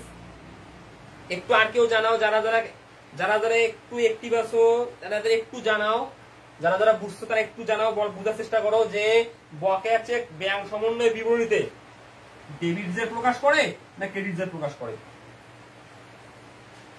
সাইমা বলছে ক্রেডিট জের, আরিফ হক বলছে দায়ের হিসাবটা পরে। আমরা জানি যে নগদান বইয়ের জন্য যেটা সম্পদ, ব্যাংক হিসাবের জন্য সেটা দায়। আমি বলতেছি যে ডেবিট জের না ক্রেডিট জের। এখানে জাহিদ হাসান বলছে ক্রেডিট ব্যালেন্স, মাসুমা হক বলছে ক্রেডিট ব্যালেন্স। তাহলে আমি দেখো, আমি আবারও বলছি, এখানে মূল বিষয়টা যেটা লিপিবদ্ধ হয়ে গেছে সেই জেরটা কাউন্ট হবে না। এখানে যারা যারা ক্রেডিট জের বলছো তাদেরটা ভুল, কারণ বকেয়া চেক ডেবিট জের প্রকাশ করে ব্যাংক সমন্বয় বিবরণী প্রস্তুত করার সময়। এটা একটু ভালোভাবে লক্ষ্য করো বা বোঝার চেষ্টা করো। আমি যখন কাউকে চেক দিছি, চেক দেওয়ার সঙ্গে সঙ্গে আমরা নগদান বইয়ে কিন্তু ক্রেডিট করছি, কারণ এটা হয়ে গেছে। যেটা হয়ে গেছে সে জেরটা প্রকাশ করবে না। আমি তোমাকে আবার বলছি, যেটা হয়ে গেছে সে জেরটা প্রকাশ করবে না। আমি যখন কাউকে চেক দেবো তৃতীয় পক্ষকে, কারণ আমার হচ্ছে প্রতিষ্ঠান, এটা প্রতিষ্ঠান যখনই তৃতীয় পক্ষকে চেক দিবে, চেক দেওয়ার সঙ্গে সঙ্গে প্রতিষ্ঠান নগদান বইয়ে ক্রেডিট করবে। আমরা প্রতিষ্ঠান অলরেডি ক্রেডিট করে ফেলছে, প্রতিষ্ঠান ক্রেডিট করবে। যাকে চেক দিছি সে টাকাটা কই থেকে উত্তোলন করবে? ব্যাংক থেকে। এখন ব্যাংক সমন্বয় বিবরণী প্রস্তুত করার পর্যন্ত ওই ব্যক্তি ব্যাংকে উপস্থিত হয়নি। তাহলে ব্যাংক কি জানে আমি কাকে চেক ইস্যু করছি? জানে না। তার মানে কি ব্যাংক ডেবিট করেনি। যেহেতু ব্যাংক ডেবিট করেনি, তাই ব্যাংক সমন্বয় বিবরণী প্রস্তুত করার সময় বকেয়া চেক ডেবিট জের প্রকাশ করবে। খুবই ইম্পর্টেন্ট। তাহলে দেখো, আমরা 10 পাইছি যে পরিবহনাধীন চেক ব্যাংক সমন্বয় বিবরণীতে ক্রেডিট জের প্রকাশ করে। আমরা 12 পাইলাম বকেয়া চেক ব্যাংক সমন্বয় বিবরণীতে ডেবিট জের প্রকাশ করে। তোমরা একটু ক্লাসটা মনোযোগ সহকারে বোঝার চেষ্টা করো, একটু ক্লাসটা মনোযোগ সহকারে বোঝার চেষ্টা করো, ইনশাআল্লাহ তোমরা বুঝতে পারবে। আমি তোমাদের কথা দিলাম, তোমাদের বইয়ে আছে মুখস্থ, মুখস্থ করলে তোমরা এটি পাবা না। আসলে আমরা এই অধ্যায়টা অনেকে স্কিপ করে যাই, আমরা ইন্টারমিডিয়েট পাস করে যাই, কিন্তু এই অধ্যায়টা আমরা করতে চাই না। কেন? আমরা কম বুঝি বা আমরা পারি না। অনেক স্টুডেন্ট কিন্তু এই অধ্যায়টা পারে না, অর্থাৎ ভয় খায়। তারা কি করে? স্কিপ করে যায়। যখন সে স্কিপ করে তখন কিন্তু সে বিশ্ববিদ্যালয়ে ভর্তি পরীক্ষা ধরা খায়, কারণ বিশ্ববিদ্যালয়ে ভর্তি পরীক্ষা এখান থেকে 2 মার্ক বা 3 মার্ক, নিম্ন হলে 2 মার্ক আসে। আবার তুমি যখন এসএসসি পরীক্ষা দেবে, এখান থেকে 2-3 মার্কে তুমি অবশ্যই নৈবেত্তিক পাবা। যখনই তুমি এই অধ্যায়টা স্কিপ করবা তখনই তুমি কিন্তু নৈবেত্তিকে 2-3 মার্ক হারাচ্ছ, আবার বিশ্ববিদ্যালয়ে কিন্তু তুমি 2 মার্ক হারাচ্ছ।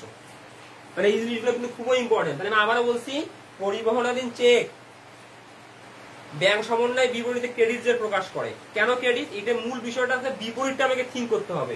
নগদান বইয়ে আমি কি করছি, আমি এখন কি করি নাই, যেটা আমি করি নাই সে জেরটা আমার প্রকাশ করবে। তাহলে বকেয়া চেক আমি নগদান বইয়ে ক্রেডিট করছি, আমি কি করি নাই, পাস বই ডেবিট করি নাই। কি করি নাই? ডেবিট করি নাই, তাই ডেবিট জের প্রকাশ করে। বিষয়টা বোঝার চেষ্টা করো, ডেবিট করি নাই বিধায় ডেবিট জের প্রকাশ করে। ওকে, একটু তোমরা জানাও বুঝছো কিনা, ক্লিয়ার কিনা, একটু তোমরা জানাও ক্লিয়ার কিনা যে ডেবিট জের কেন প্রকাশ করে, একটু তোমরা জানাও ক্লিয়ার কিনা, একটু তোমরা জানাও দ্রুত, একটু তোমরা জানাও ক্লিয়ার কিনা।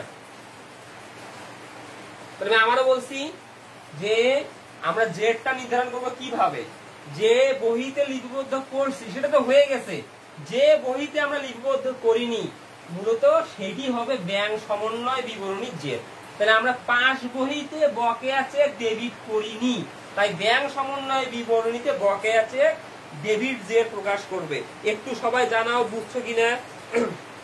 সুবর্ণা জি স্যার, জেমি জি স্যার, জাহিদ হাসান জি স্যার, আনোয়ার কবির জি স্যার, জেরিন জি স্যার বুঝতে। ওকে, ধন্যবাদ সবাইকে।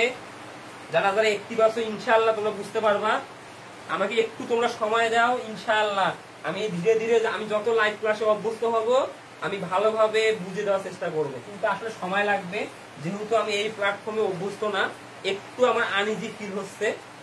একটু তোমরা যদি সময় দাও ইনশাআল্লাহ আমি আমার মেধাটা, সেরা মেধাটা দিতে পারবো। একটু সময় দিতে হবে। ওকে, তাহলে আমাদের এটা হয়ে গেল। এখন চলে আসি আমরা নেক্সট 14 নম্বরে। একটু 14 নম্বরটা ভালোভাবে পড়ি আমরা। ফরাদ হোসেন ক্লিয়ার, ফরাদ তোমাকে জয়েন করার জন্য ধন্যবাদ।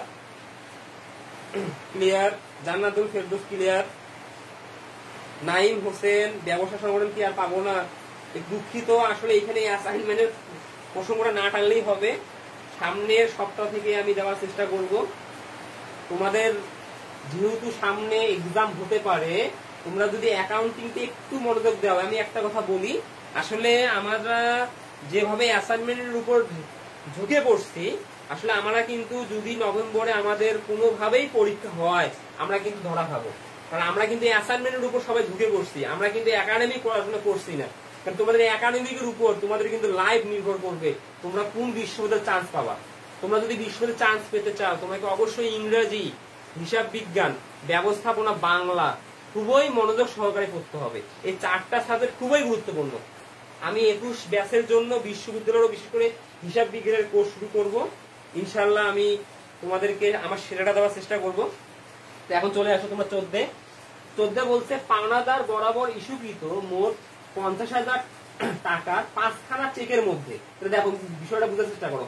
পাওনাদার বরাবর ইস্যুকৃত মোট 50,000 টাকার 5খানা চেকের মধ্যে, তাহলে আমরা পাওনাদারকে চেক ইস্যু করছি 50,000 টাকা। আমরা পাওনাদারকে চেক ইস্যু করছি কত? 50,000 টাকা। প্রতিষ্ঠান যখন তৃতীয় পক্ষের কাছ থেকে চেক পায়, চেক পেলেই নগদান বই ডেবিট করে। আবার প্রতিষ্ঠান যখন তৃতীয় পক্ষের নিকট চেক ইস্যু করে তখন নগদান বই ক্রেডিট করে। তাহলে দেখো প্রতিষ্ঠান পাওনাদারকে চেক প্রদান করছে, ইস্যু করছে মানে কি সঙ্গে সঙ্গে নগদান বই ক্রেডিট করছে। তাহলে কত টাকা ক্রেডিট করছে? 50,000। এই বিষয়টা ক্লিয়ার।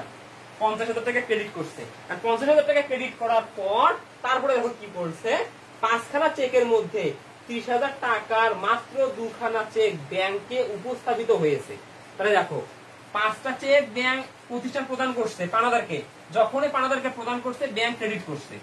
এখন পাওনাদাররা 5টা চেকের মধ্যে 2খানা চেক যার পরিমাণ 30,000 টাকা ব্যাংকে উপস্থাপন করছে। এখন পাওনাদার জয়খানা চেক ব্যাংক সমন্বয় বিবরণী প্রস্তুতের পূর্বে ব্যাংকে উপস্থাপন করছে, ব্যাংক তাদেরকে তত টাকা প্রেরণ করছে। তাহলে ব্যাংক আমার হয়ে পাওনাদারকে 30,000 টাকা প্রদান করছে। তাহলে ব্যাংক যখন আমার হয়ে টাকা প্রদান করবে তখন ব্যাংকের দায় কমবে। তার মানে আমি যেটা ক্রেডিট করবো ব্যাংক সেটা ডেবিট করবে। তাহলে ব্যাংক ডেবিট করছে কত? 30,000। সেটা বুঝার চেষ্টা করো। তাহলে আমি যখন পাওনাদারকে চেক দিচ্ছি, আমি মানে প্রতিষ্ঠান, আমি নগদান বই ক্রেডিট করছি 50,000। ব্যাংক সমন্বয় বিবরণী প্রস্তুতের পূর্ব পর্যন্ত ডেবিট করছে 30,000। এখন আমার প্রশ্নে বলছে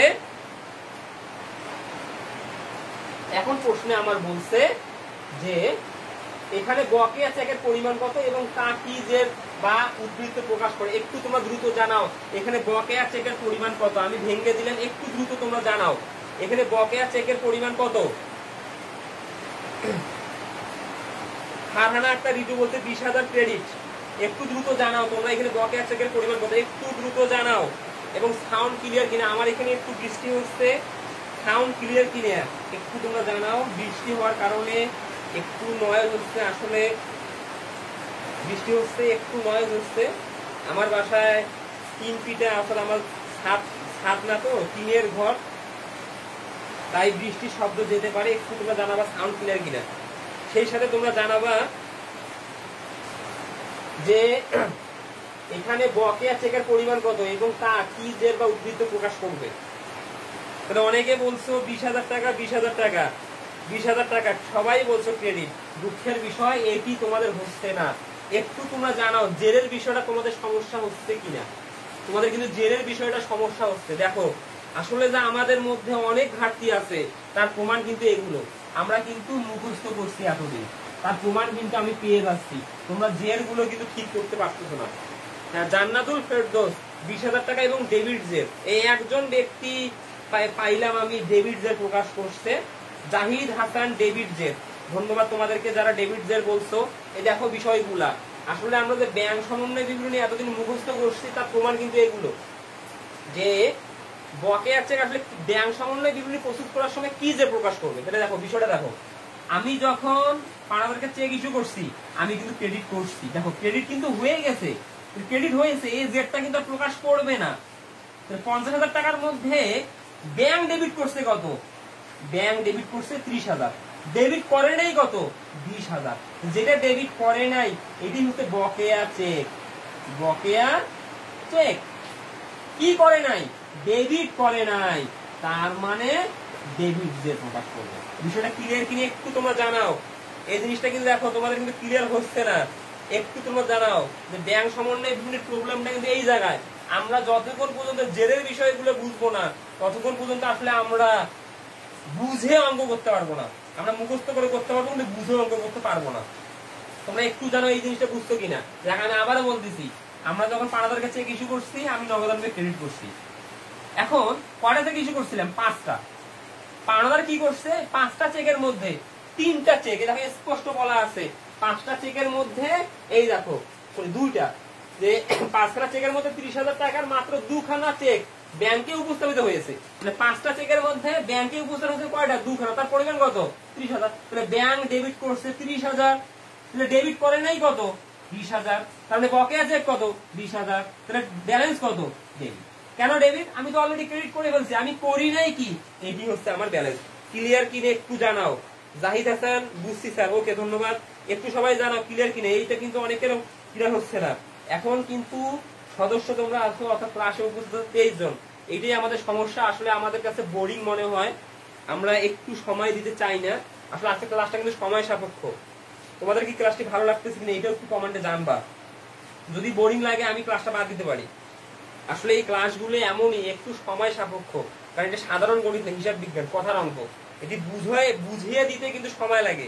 তোমরা সবাই একটু আমার সাথে মেসেজে অ্যাক্টিভ থাকো, তাহলে আমারও ভালো লাগবে ক্লাসটা করাইতে। তখন আমিও বুঝতে পারবো যে আসলে আমি কতটুকু বুঝাইতে পারছি তোমাদেরকে। অবশ্যই তোমরা মেসেজ আদান প্রদান করো, মেসেজের উপর ভিত্তি করে কিন্তু আমি বুঝবো। তাহলে আমাদের মধ্যে কিন্তু মনে হবে যে আমরা রুমে ক্লাস করতেছি। একটু তোমরা জানাও যে এই জিনিসটা ক্লিয়ার কিনা, ব্যালেন্সের বিষয়টা কেন ডেবিট দিয়ে প্রকাশ করে, এই জিনিসটা একটু ক্লিয়ার কিনা। যাই স্যার, জ্বর স্যার তো শুনছে, ওকে ধন্যবাদ তোমাকে জ্বর নিয়ে ক্লাস করার জন্য। জি ভাই, ভালো লাগছে, ওকে ধন্যবাদ। তাহলে তোমাদের যে ক্লিয়ার কিনা একটু জানাও, তোমরা জানাও। ওকে, এখানে একটি অনেকে দেখতেছি না। তোমরা যদি মেসেজ না হতে আমি বুঝবো কিভাবে? আসলে এটা তো জটিল বিষয়, এই জিনিসগুলো কিন্তু বুঝার বিষয়, এগুলো মুখস্থ করলে হবে না। Anwar Kabi ji sir, Jimmy ji sir, Jannatul Ferdous clear sir, ধন্যবাদ। আসলে তোমরা যদি মেসেজ না করো আমি কিন্তু বুঝবো না যে আসলে তোমরা কতটুকু বুঝতেছো। এই জিনিসগুলো কিন্তু খুবই ইম্পর্টেন্ট। এটা মেসেজের উপর নির্ভর করতেছে আসলে তোমরা কতটুকু বুঝতেছো। ওকে, তাহলে এটা আমরা ক্লিয়ার যে আসলে বকেয়া চেক আমার ডেবিট দিয়ে প্রকাশ করে। এখন পরে চলে আসি আমি। এইভাবে এখনো 13টা আছে, আমাদের মোট 28টা প্রশ্ন। একটু দ্রুত আমি করতেছি। এবার আসো, ক্রেডিট মেমো বা মেমোরেন্ডাম কি? ক্রেডিট মেমো কি? এটি কিন্তু খুবই গুরুত্বপূর্ণ একটা বিষয়। ক্রেডিট মেমো বা মেমোরেন্ডাম কি?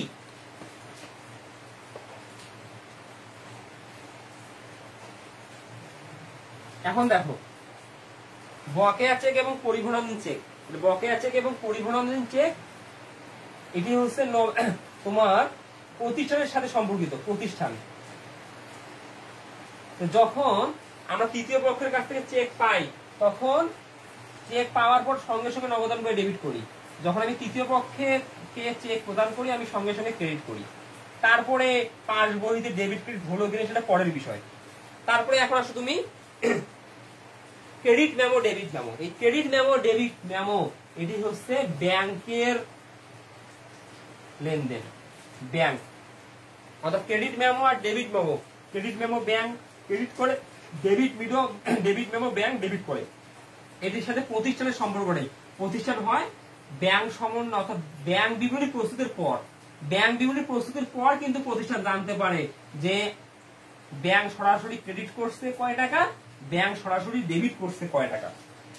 তাহলে আমাকে প্রথমে জানতে হবে ক্রেডিট মেমো বা মেমোরেন্ডাম কি। আমি একটা সহজ ভাষায় বলতেছি, ক্রেডিট মেমো বা মেমোরেন্ডাম হচ্ছে একটি চিঠি। এই চিঠিটা ব্যাংক আমানতকারী প্রতিষ্ঠানকে দেয় হচ্ছে যেদিন প্রতিষ্ঠান ব্যাংকের নিকট থেকে ব্যাংক বিবরণী সংরক্ষণ করে। প্রতিষ্ঠান কিন্তু হিসাবকালের শেষে অর্থাৎ মাস শেষে গিয়ে ব্যাংক বিবরণী সংরক্ষণ করে। প্রতিষ্ঠান যখন ব্যাংকে গিয়ে তার হিসাবের হালনাগাদ বাবদ ব্যাংক বিবরণী সংরক্ষণ করে, প্রতিষ্ঠান আমানতকারীকে বা আমানতকারীর হাতে ক্রেডিট মেমো বা ডেবিট মেমো ধরিয়ে দেয়। তাহলে ক্রেডিট মেমো হচ্ছে একটি চিঠি। এই চিঠির মূল কাজটাকে, এই চিঠিতে আসলে কি জানানো হয়? এই চিঠিতে জানানো হয় যে ব্যাংক আমানতকারীর হয়ে কত টাকা ক্রেডিট করছে। সহজ ভাষায় ক্রেডিট মেমো মানে যে ব্যাংক আমানতকারীর হয়ে কি কি ক্রেডিট করছে। এটা কিন্তু নগদান বইয়ে যুক্ত হয়নি বা অন্তর্ভুক্ত হয়নি, এটি ব্যাংক বিবরণী প্রস্তুত করার পর যখন আমি ব্যাংক সম্বন্ধে বিবরণী প্রস্তুত করব তখন আমি এগুলো অন্তর্ভুক্ত করব। তাহলে ক্রেডিট মেমো মানে একটি চিঠি, এই চিঠিটা কখন ব্যাংক প্রতিষ্ঠানকে প্রদান করে, যখন প্রতিষ্ঠান ব্যাংকে এসে ব্যাংক স্টেটমেন্ট সংরক্ষণ করে তখন ওই চিঠিটা প্রেরণ করে। ওকে, ক্রেডিট মেমো ব্যাংক সমন্বয় বিবরণীতে কি জের বা উদ্বৃত্ত প্রকাশ করে, এটি একটু জানাও তোমরা। এই প্রশ্নটার উত্তর তোমরা একটু জানাও যে ক্রেডিট মেমো ব্যাংক সমন্বয় বিবরণীতে কি জের বা উদ্বৃত্ত প্রকাশ করে, একটু তুমি দ্রুত জানাও তোমরা। ক্রেডিট মেমো ব্যাংক সমন্বয় বিবরণীতে কি জের প্রকাশ করে, খুবই গুরুত্বপূর্ণ এটি। এই ব্যালেন্স গুলা তোমরা একটু ক্লাস মনোযোগ সহকারে করো, ইনশাআল্লাহ তোমাদের এই অধ্যায় সমস্যা থাকবে না। তুমি একটু দ্রুত জানাও, একটু তোমরা দ্রুত জানাও। জানাদুল ফেরদৌস অনেক ভালো লাগছে স্যার ক্লাসটা, ধন্যবাদ তোমাকে। ঋতু ক্লিয়ার, আমার খুবই ভালো লাগছে, ধন্যবাদ। একটু তোমরা জানাও ক্রেডিট মেমো ব্যাংক সমন্বয় বিবরণীতে কি জের বা উদ্বৃত্ত প্রকাশ করে, একটু দ্রুত তোমরা জানাও। ক্রেডিট মেমো কি জের প্রকাশ করে, একটু তোমরা জানাও। ডেবিট জের না ক্রেডিট জের, তুমি একটু জানাও, দ্রুত জানাও। ক্রেডিট মেমো কি জের প্রকাশ করে, ব্যাংক সমন্বয় বিবরণী যখন আমরা প্রস্তুত করবো কি জের প্রকাশ করবে, ডেবিট না ক্রেডিট?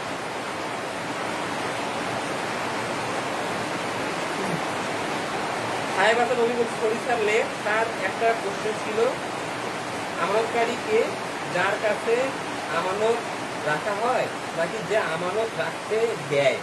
আসলে আমানতকারী বলতে আমানতকারী কথাটা ব্যাংকের দৃষ্টিকোণ থেকে আসছে, অর্থাৎ ব্যাংকে যে প্রতিষ্ঠান বা যে ব্যক্তি টাকা রাখে ব্যাংকের দৃষ্টিকোণ থেকে তারা হচ্ছে আমানতকারী। আমি আবারও বলতেছি তোমার প্রশ্নের অ্যান্সার, যে ব্যাংক আসলে আমানতকারী কথাটা ব্যাংকের শব্দ। ব্যাংকে যারা টাকা রাখে মূলত তারা হচ্ছে আমানতকারী। ধরো আমি আমার 10,000 টাকা তোমার কাছে রাখতে দিলাম, আমার টাকার আমানতকারী কে? তুমি। এই মূল বিষয়টা হচ্ছে এটা। তাহলে একটু তোমরা জানাও, আমি যে প্রশ্নটা করছি মাত্র 3 জনে অ্যান্সার করছো তোমরা। সুবর্ণা বলছে ডেবিট, জেরিন বলছে, জানাদুল ফেরদৌস বলছে ডেবিট জের, ঋতু বলছে ডেবিট। আরো একটু জানাও, যারা একটি বছর জানাও। 27 জনের মধ্যে একটি বছর। আমরা একটু আসলে ম্যাথের আদান প্রদানের মাধ্যমে ক্লাসটা করতে চাই, তাহলে আসলে আমার বুঝতে ভালো হবে যে আসলে তোমরা কতটুকু বুঝছো। তুমি বুঝতে কিনা তুমি একটু জানাও। আমি যেটা বললাম যে আমানতকারীকে, আসলে আমানতকারী মানে হচ্ছে প্রতিষ্ঠান, কারণ প্রতিষ্ঠান ব্যাংকে টাকা জমা রাখছে, ওই টাকাটা ব্যাংক সংরক্ষণ করতেছে, ব্যাংকের দৃষ্টিকোণ থেকে প্রতিষ্ঠান হচ্ছে আমানতকারী। ক্রেডিট জের, জাহিদ বলছে ক্রেডিট জের। তাহলে আমি যাবো, তোমাকে কি বললাম একটু তোমরা জানাবা সাউন্ড ক্লিয়ার কিনা, কারণ আমার এখানে খুব বৃষ্টি হচ্ছে, সাউন্ডে কোনো সমস্যা হচ্ছে কিনা একটু জানাই তোমরা। তাহলে দেখো আমি তোমাকে কি বলছি, তাহলে ক্রেডিট মেমো মানে, ক্রেডিট মেমো হচ্ছে একটি চিঠি। এই চিঠিটা যখন ব্যাংক বিবরণী অর্থাৎ ব্যাংক স্টেটমেন্ট প্রতিষ্ঠান সংগ্রহ করে হিসাবকাল শেষে অর্থাৎ মাস শেষে, তখন এই চিঠিটা ব্যাংক আমানতকারী ব্যক্তির কাছে হ্যান্ড ওভার করে বা ঘুরিয়ে দেয়। এই চিঠির মূল বিষয়টা হচ্ছে যে ব্যাংক আমানতকারীর হয়ে সরাসরি যেগুলি ক্রেডিট করছে, যেগুলো ব্যাংক জানে না। তার মানে কি, এটি পাস বহিতে ক্রেডিট হয়েছে, যেটা হয়েছে সেটা জেড প্রকাশ করে না। আমি বারবার বলতেছি, যেটা হয়েছে সে জেডটা প্রকাশ করবে না। তারপর হয়েছে কি, ক্রেডিট, কারণ ক্রেডিট মেমো মানে ব্যাংক ক্রেডিট করছে। তাহলে আমরা কি জানি, ব্যাংক যেটা ক্রেডিট করে নগদান সেটা ডেবিট করে। তার মানে কি, আমি করি নাই ডেবিট, বিষয়টা বোঝো। ব্যাংক ক্রেডিট করছে, আমি করি নাই কি ডেবিট। কারণ কেন করি না, কারণ আমি জানতাম না, কারণ আমি 31 তারিখ বা 30 তারিখ পর্যন্ত অর্থাৎ ব্যাংক বিবরণী প্রস্তুত করার পর, অর্থাৎ ব্যাংক বিবরণী যখন প্রস্তুত করা শেষ হয়েছে, যখন আমি ব্যাংক স্টেটমেন্ট নিতে গেছি তখন কিন্তু আমাকে চিঠিটা ধরিয়ে দিয়েছে যে সরাসরি আমরা আপনার হয়ে এইগুলাকে আদায় করছি, এই টাকাগুলো আদায় করছি। তাহলে আমি কি জানি যে আমার হয়ে ব্যাংক কি কি আদায় করছে? আমি জানি না। তার মানে আমি, আমার ব্যাংক এগুলো ক্রেডিট করছে, আমি ডেবিট করিনি। তাই ক্রেডিট মেমো ডেবিট যে প্রকাশ করে। এই জিনিসগুলো দেখো, এই জিনিসগুলো তোমাদের কাছে একটু কিন্তু এদিক ওদিক মনে হবে। মূল বিষয়টা হচ্ছে যেটা হয়ে গেছে সে জেডটা প্রকাশ করবে না, যেটা হবে এখন মূলত এই জেডটা প্রকাশ করবে। তার মানে পাস্ট, এখানে আমাদের মূল বিষয়টা হচ্ছে পাস্ট। পাস্ট, মানে টেন্সের বিষয়ের মতো পাস্ট। আমি পাস্ট জেডটা নিব না, আমি নিব প্রেজেন্ট জেড। প্রেজেন্ট নিব আমি ব্যালেন্স। আমি পাস্ট ব্যালেন্সটা নিব না, এইটি যদি মনে রাখো। আমি নেব প্রেজেন্ট, আমি পাস্টটা নিব না। পাস্ট মানে যেটা হয়ে গেছে, যেটা আমি অলরেডি করছি, আমি ক্রেডিট করছি, এখন আমাকে কি করতে হবে? ডেবিট। তাহলে এই জেডটা প্রকাশ করবে। ওকে, এখন আসো তোমরা 17 দেনাদার কর্তৃক সরাসরি 15,000 টাকা ব্যাংকে জমা দেওয়া হয়েছে, কিন্তু নগদান বইতে লেখা হয়নি। এটি ব্যাংক সমন্বয় বিবরণীতে কি জের প্রকাশ করবে? তাহলে দেখো, আমি তোমাদেরকে এখনই বললাম যে ক্রেডিট মেমো মানে কি। ক্রেডিট মেমো মানে হচ্ছে যে ব্যাংক আমানতকারীর হয়ে সরাসরি যে লেনদেনগুলো বা যে দফাগুলো ক্রেডিট করে। তাহলে দেখো তো এখানে স্পষ্ট বলা আছে যে দেনাদার কর্তৃক সরাসরি 15,000 টাকা ব্যাংকে জমা দেওয়া হয়েছে। তাহলে আমি একজন দেনাদারের কাছে 15,000 টাকা পাইতাম, সে টাকাটা আমাকে না দিয়ে আমার ব্যাংকে গেছে, ব্যাংকে গিয়ে জমা দিছে। ব্যাংকে গিয়ে যদি জমা দেয় তাহলে আমার অ্যাকাউন্ট বাড়বে কিনা? তাহলে আমার অ্যাকাউন্ট যদি বাড়ে, নগদান বইয়ের ক্ষেত্রে আমি ডেবিট করি। আমার অ্যাকাউন্ট যদি বাড়ে, ব্যাংক বিবরণীর ক্ষেত্রে, পাস বইয়ের ক্ষেত্রে ক্রেডিট করি। তাহলে আমি নগদান বইয়ে ডেবিট করি সম্পদ বাড়ার জন্য, প্রতিষ্ঠানের সম্পদ বাড়ার জন্য। ব্যাংক ক্রেডিট করে ব্যাংকের দায় বাড়ার জন্য। এই জিনিসটা কিন্তু খুবই ইম্পর্টেন্ট। তাহলে ব্যাংক যেটা ক্রেডিট করে আমি সেটা ডেবিট করি, ব্যাংক যেটা ডেবিট করে আমি সেটা ক্রেডিট করি। তাহলে দেখো এখানে কি করছে, দেনাদার কর্তৃক সরাসরি 15,000 টাকা ব্যাংকে জমা দেওয়া হয়েছে। তাহলে দেনাদার আমার ব্যাংকে গিয়ে 15,000 টাকা জমা দিছে। তাহলে ব্যাংক কি করছে? আমার অ্যাকাউন্ট বাড়াইছে। তাহলে আমার অ্যাকাউন্ট বাড়াইছে মানে কি? আমার দায়, ব্যাংকের জন্য তার দায় বাড়ছে 15,000 টাকা। দেখো বিষয়টা, ব্যাংকের দায় বাড়ছে,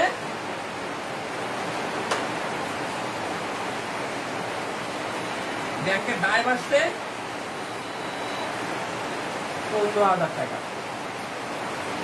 ব্যাংক ক্রেডিট করছে 15,000, মানে করে ফেলছে। এটা কিন্তু আমাদের পাস্ট, যেটা বোঝো, এটা কিন্তু পাস্ট হয়ে গেছে। এখন কি বলছে? কিন্তু নগদান বইতে লেখা হয়নি। নগদান বইয়ে দেখিনি, নগদান বই লেখি হয়নি নেই মানে কি? আমি নগদান বই ডেবিট করিনি, এটি হয়নি। তাহলে যেটি হয়নি এখন হবে, তার মানে প্রেজেন্ট। তাহলে প্রেজেন্ট এখন আমার কি? ডেবিট। প্রেজেন্ট আছে আমার ডেবিট। তাহলে দেখো কি বলা আছে, এটি ব্যাংক সমন্বয় বিবরণীতে কি হবে?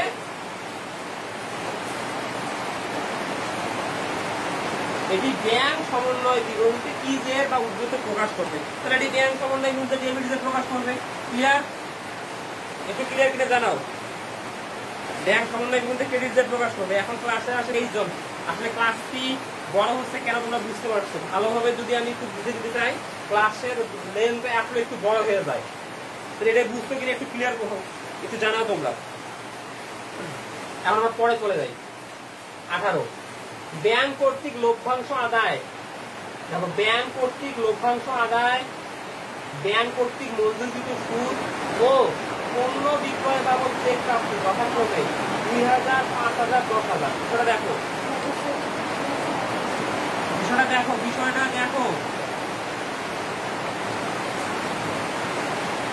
তাহলে এখানে মূল বিষয়টা কি? এখানে মূল বিষয়টা হচ্ছে ব্যাংক, দেখো, ব্যাংক কর্তৃক লভ্যাংশ আদায়, ব্যাংক কর্তৃক মঞ্জুরকৃত সুদ ও পণ্য বিক্রয় বাবদ চেক প্রাপ্তি যথাক্রমে 2,000, 5,000, 10,000। তার মানে লভ্যাংশ আদায় হয়েছে 2,000। দেখো, লভ্যাংশ আদায় হয়েছে 2,000। তারপরে সুদ আদায় হয়েছে তোমার 5,000। চেক পাইছি, বিক্রয় বাবদ চেক পাইছি 10,000। এখন এখানে প্রশ্ন দেখি, সেটি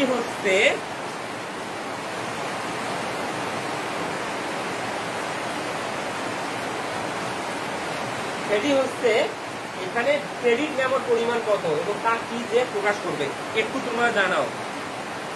স্যার আওয়াজ কম আসছে, আসলে এখানে আমার এখানে প্রচুর বৃষ্টি হচ্ছে, আওয়াজ ক্লিয়ার কিনা আরেকবার তোমরা জানাও। আসলে বৃষ্টি হচ্ছে, তাই আমার একটু টিনের রুম, অর্থাৎ আমার হচ্ছে টিন আছে, ছাদ নেই, তাই বৃষ্টির শব্দটা রুমে আসতেছে। এখন একটু বৃষ্টি কমছে, একটু ছান ঠিক হয়ে যাবে। এখন তোমরা জানাও আসলে এখানে ডেবিট ক্রেডিট মেমোর পরিমাণ কত, একটু তোমরা জানাও ক্রেডিট মেমোর পরিমাণ কত। আমি আবার বলছি, লভ্যাংশ 2000 টাকা ব্যাংক কর্তৃক আদায় হয়েছে, সুদ 5000 টাকা, আর চেক প্রাপ্তি বিক্রয় অবস্থা চেক প্রাপ্তি 10,000। তাহলে তিনটার মধ্যে এখানে একটু তোমরা দ্রুত জানাও ক্রেডিট মেমো কত, দ্রুত জানাও, দ্রুত জানাও ক্রেডিট মেমো কত। আসিফ আরিফিন বলছে 12,000 টাকা। দ্রুত তোমরা জানাও, দ্রুত জানাও। প্রশ্নটা লক্ষ্য করো তোমরা আবারও, যেখানে বলছে,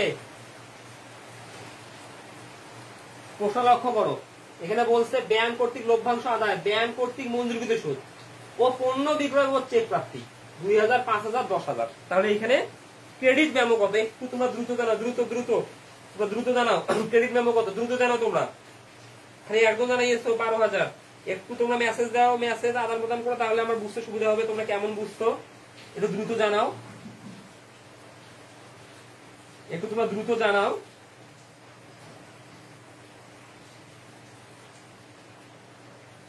তোমরা যদি না জানো আমি উত্তর দেওয়ার চেষ্টা করি, তাহলে একটু দ্রুত জানালে ভালো হতো। একটু তোমরা দ্রুত জানাও, একটু জানাও তোমরা। আসলে কেউ জানা 17,000, জেমি বলছে 17,000, আসিফ বলছে 12,000। আসলে তোমাদের দুজনের উত্তরে ভুল এখানে। আসলে এখানে ক্রেডিট মেমো হচ্ছে 7,000। দেখো আমি তোমাদের কি বুঝাচ্ছি মূল বিষয়টা। স্যার দুঃখিত, লাইভ থেকে চলে গিয়েছিলাম, ডিনার করে ওষুধ খেয়ে আসলাম। দেবদাস আসলে আমি একটু পানি খাবো।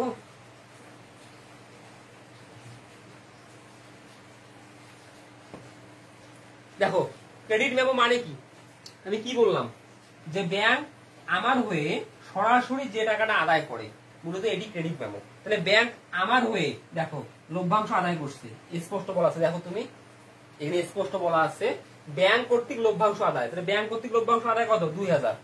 ব্যাংক কর্তৃক মঞ্জুরকৃত সুদ, আর ব্যাংক কর্তৃক মঞ্জুরকৃত সুদ মানে কি, আমার যে টাকাটা ব্যাংকে জমা আছে ওই টাকার উপর ব্যাংক আমাকে যে টাকাটা সুদ দিবে। তাহলে আমি তো আছি বাসায় বা প্রতিষ্ঠানে, ব্যাংক কি প্রতিষ্ঠানে এসে সুদ দিবে না, ব্যাংক আমার অ্যাকাউন্টে বাড়িয়ে দিবে। তাহলে ব্যাংক যখন আমার অ্যাকাউন্টে কোনো টাকা বাড়াবে তখন কিন্তু ক্রেডিট করবে, ব্যাংক যখন আমার অ্যাকাউন্টে টাকা কমাবে তখন কিন্তু ডেবিট করবে। মূল বিষয়টা হচ্ছে এইটা। কারণ ব্যাংকের ক্ষেত্রে আমার টাকাটা দায়, দায় বাড়লে ক্রেডিট, দায় কমলে ডেবিট। তাহলে ব্যাংকে আমার যে টাকাটা আছে ওই টাকার উপর ব্যাংক সুদ দিবে, তাহলে কি আমার টাকা আরো বাড়বে, তাহলে ব্যাংক ক্রেডিট করবে।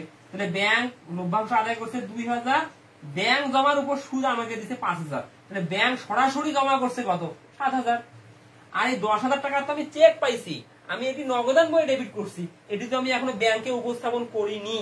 যারা 12,000 এবং 17,000 দিছো তাদের অ্যান্সার ভুল, অ্যান্সার হবে 7,000। সুবর্ণা লেখছো 7,000, তোমাকে ধন্যবাদ। আসলে এখানে ঘাবড়াবার কিছু ব্যাপার না, ভুল হলেই তোমরা শিখতে পারবা, তোমরা অ্যান্সার দেওয়ার চেষ্টা করো, ভুল হলেই বুঝতে পারবা। ওকে, এখন তোমরা ক্লাসে আসা 18 জন।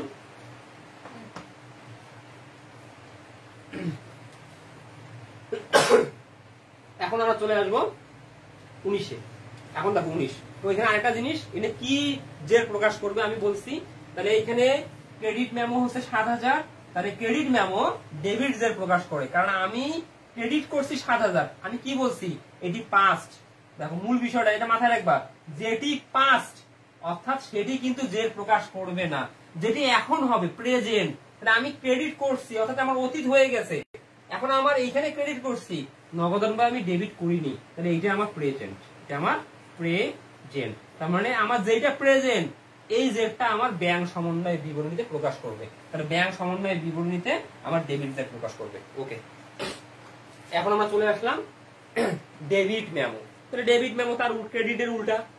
দেখো এটা আলোচনার বেশি কিছু নাই, এখানে মূল বিষয়টা যে ক্রেডিট মেমো মানে কি, যে ব্যাংক আমার হয়ে সরাসরি আমার অ্যাকাউন্টে যে টাকাটা জমা করে অর্থাৎ যে টাকাটা ক্রেডিট করে।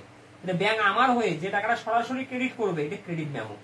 ব্যাংক আমার হয়ে যে টাকাটা ডেবিট করবে বা প্রদান করবে এটা হচ্ছে ডেবিট মেমো। তার মানে আমি কিন্তু জানি না, আমি জানবো কখন, যখন আমি ব্যাংকে গিয়ে ব্যাংক স্টেটমেন্ট গ্রহণ করব, তখন ব্যাংক আমাকে ডেবিট মেমো নামে একটা চিঠি ধরিয়ে দিবে। তখন আমি জানতে পারবো যে ব্যাংক আমার হয়ে কি কি ডেবিট করছে, অর্থাৎ কি কি টাকা প্রদান করছে। ক্লিয়ার কিনা একটু জানাও, এই জিনিসটা ক্লিয়ার কিনা, ক্রেডিট মেমো এবং ডেবিট মেমো ক্লিয়ার কিনা। এটা খুবই সহজ, যে আমি যখন ব্যাংক স্টেটমেন্ট গ্রহণ করি হিসাব করার শেষে, অর্থাৎ মাসের শেষে গিয়ে আমরা কিন্তু দুটো অ্যাকাউন্ট হান লাগাত করি, অর্থাৎ ব্যাংক সমন্বয় বিবরণী প্রস্তুত করার পূর্বে আমরা কিন্তু ব্যাংকে যাই, ব্যাংকে গিয়ে ব্যাংক স্টেটমেন্ট নেই, ব্যাংক স্টেটমেন্টের সাথে নগদান বই মিল করে কিন্তু আমরা গড়মিলের কারণগুলো উদ্ঘাটন করার পর আমরা কিন্তু ব্যাংক সমন্বয় বিবরণী প্রস্তুত করি। সুলতান পারভেজ বলছে, স্যার ব্যাংক আমার টাকা ক্রেডিট করলে কি আমি নিজে ডেবিট হয়ে যাব? না, তুমি নিজে ডেবিট হয়ে যাবা না। হ্যাঁ, তোমাকে ডেবিট করতে হবে, কারণ ব্যাংক তোমার ক্রেডিট করছে। ক্রেডিট মেমো মানে ক্রেডিট হয়েছে, আমি কিন্তু এখনো জানি না। আমি জানবো কখন? যখন আমি ব্যাংক স্টেটমেন্টটা গ্রহণ করব। ব্যাংক স্টেটমেন্ট গ্রহণ করার সময় ব্যাংক আমার হাতে একটা চিঠি ধরিয়ে দিবে, বলবে যে আপনার হয়ে আমরা এই টাকাগুলো ক্রেডিট করছি, তার মানে এটা হয়ে গিয়েছে, ক্রেডিট হয়ে গিয়েছে। এখন আমাকে কিন্তু ডেবিট করতে হবে, যেহেতু ডেবিট করতে হবে মূলত এই জেডটা আমার প্রকাশ করে। একটু ক্লিয়ার কিনে জানাও। আবার ডেবিট মেমো মানে কি? ব্যাংক আমার হয়ে তৃতীয় পক্ষে টাকা প্রদান করছে, ব্যাংক সার্ভিস চার্জ গ্রহণ করছে, অর্থাৎ আমার কাছ থেকে টাকা কেটে নিছে, মূলত এগুলো হচ্ছে ডেবিট মেমো। অর্থাৎ ব্যাংক আমার হয়ে আমার টাকা হ্রাস করছে বা হ্রাস করাইছে, এটা ডেবিট মেমো। তাহলে ব্যাংক যখন ডেবিট করে আমাকে ক্রেডিট করতে হয়। ক্লিয়ার কিনা? সুলতান পারভেজ হোম ক্লিয়ার? ওকে, তাহলে দেখো ডেবিট মেমো বা মেমোরেন্ডাম, ডেবিট মেমোরেন্ডাম হচ্ছে একটা চিঠি। কি চিঠি? যে ব্যাংক আমার হয়ে কি কি টাকা প্রদান করছে, অর্থাৎ ব্যাংক থেকে কি কি টাকা হ্রাস করছে, মূলত এটি হচ্ছে ডেবিট মেমো। ডেবিট মেমো কি যে প্রকাশ করবে?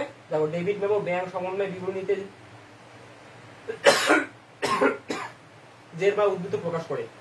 তাহলে ডেবিট মেমো ক্রেডিট জের প্রকাশ করে। দেখো বিষয়টা, এটা কেন ক্রেডিট জের প্রকাশ করে? তাহলে ব্যাংক ডেবিট করছে, এটা পাস্ট। ব্যাংক যেটা ডেবিট করে আমাকে এখন কি করতে হবে? আমাকে ক্রেডিট করতে হবে।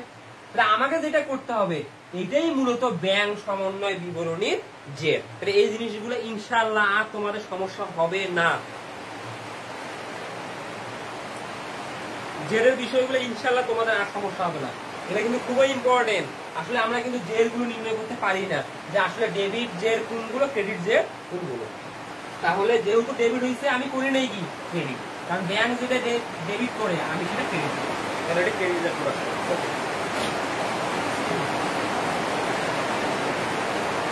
এখন আসলে 21 ব্যাংক কর্তৃক প্রদেয় বিল পরিশোধ, ব্যাংক কর্তৃক ধার্য কৃত চার্জ, ব্যাংক জমা দিতে সুদ ও পণ্য ক্রয় করে চেক প্রদান যথাক্রমে। দেখো অনেকগুলো দেওয়া আছে, এখানে অনেকগুলো দিচ্ছে, আমি একটু এখানে দেখি।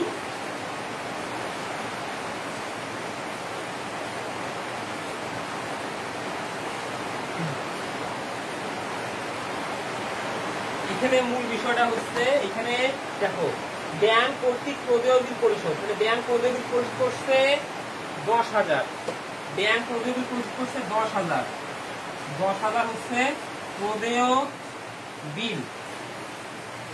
তারপরে ধার্যকৃত চার্জ হচ্ছে 2,000, চার্জ হচ্ছে 2,000 চার্জ। তারপরে হচ্ছে জমাতিরিক্তের সুদ হচ্ছে তোমার 1,000, জমাতিরিক্তের সুদ 1,000। আর হচ্ছে পণ্য ক্রয় বাবদ চেক প্রদান 20,000, ক্রয় বাবদ চেক প্রদান 20,000, ক্রয় বাবদ চেক প্রদান। এখন এখানে প্রশ্ন, এগুলার মধ্যে ডেবিট মেমো কত একটু তোমরা জানাও দ্রুত। ক্লাস টাইম অলরেডি অনেক হয়ে গেছে, আমার এখনো 8টা প্রশ্ন বাকি আছে, দ্রুত তোমরা একটু জানাও। ব্যাংক আমার হয়ে প্রদেয় বিলের টাকা পরিশোধ করতে 10,000, ব্যাংক সার্ভিস চার্জ বাবদ কেটে নিচ্ছে 2,000, ব্যাংক জমাতিরিক্তের সুদ বাবদ কেটে নিচ্ছে 1,000, আর ক্রয় বাবদ চেক প্রদান করা হয়েছে 20,000। এই 4টার মধ্যে আমার ডেবিট মেমো কত একটু দ্রুত জানাও। ডেবিট মেমোর পরিমাণ কত দ্রুত জানাও। ডেবিট মেমোর পরিমাণ কত একটু দ্রুত জানাও তোমরা। ডেবিট মেমোর পরিমাণ কত দ্রুত জানাও। দ্রুত জানাও ডেবিট মেমোর পরিমাণ কত, দ্রুত জানাও, একটু দ্রুত জানাও। সুবর্ণা বলছে 13,000, একটু দ্রুত জানাও, আরো একটু জানাও। এখন 21 জন উপস্থিত আছে, একটু দ্রুত জানাও ডেবিট মেমোর পরিমাণ কত। তোমরা যদি মেসেজে না জানাও আমি আসলে বুঝতে পারবো না তোমরা বুঝতেছো কিনা, একটু দ্রুত জানাও তোমরা। এখনো আমাদের প্রশ্ন আছে, এটা যাচ্ছে 21, 7টা প্রশ্ন আছে, একটু তোমরা দ্রুত জানাও। একজন শুধু উত্তর দিচ্ছে 13,000, আরো তোমরা দ্রুত জানাও।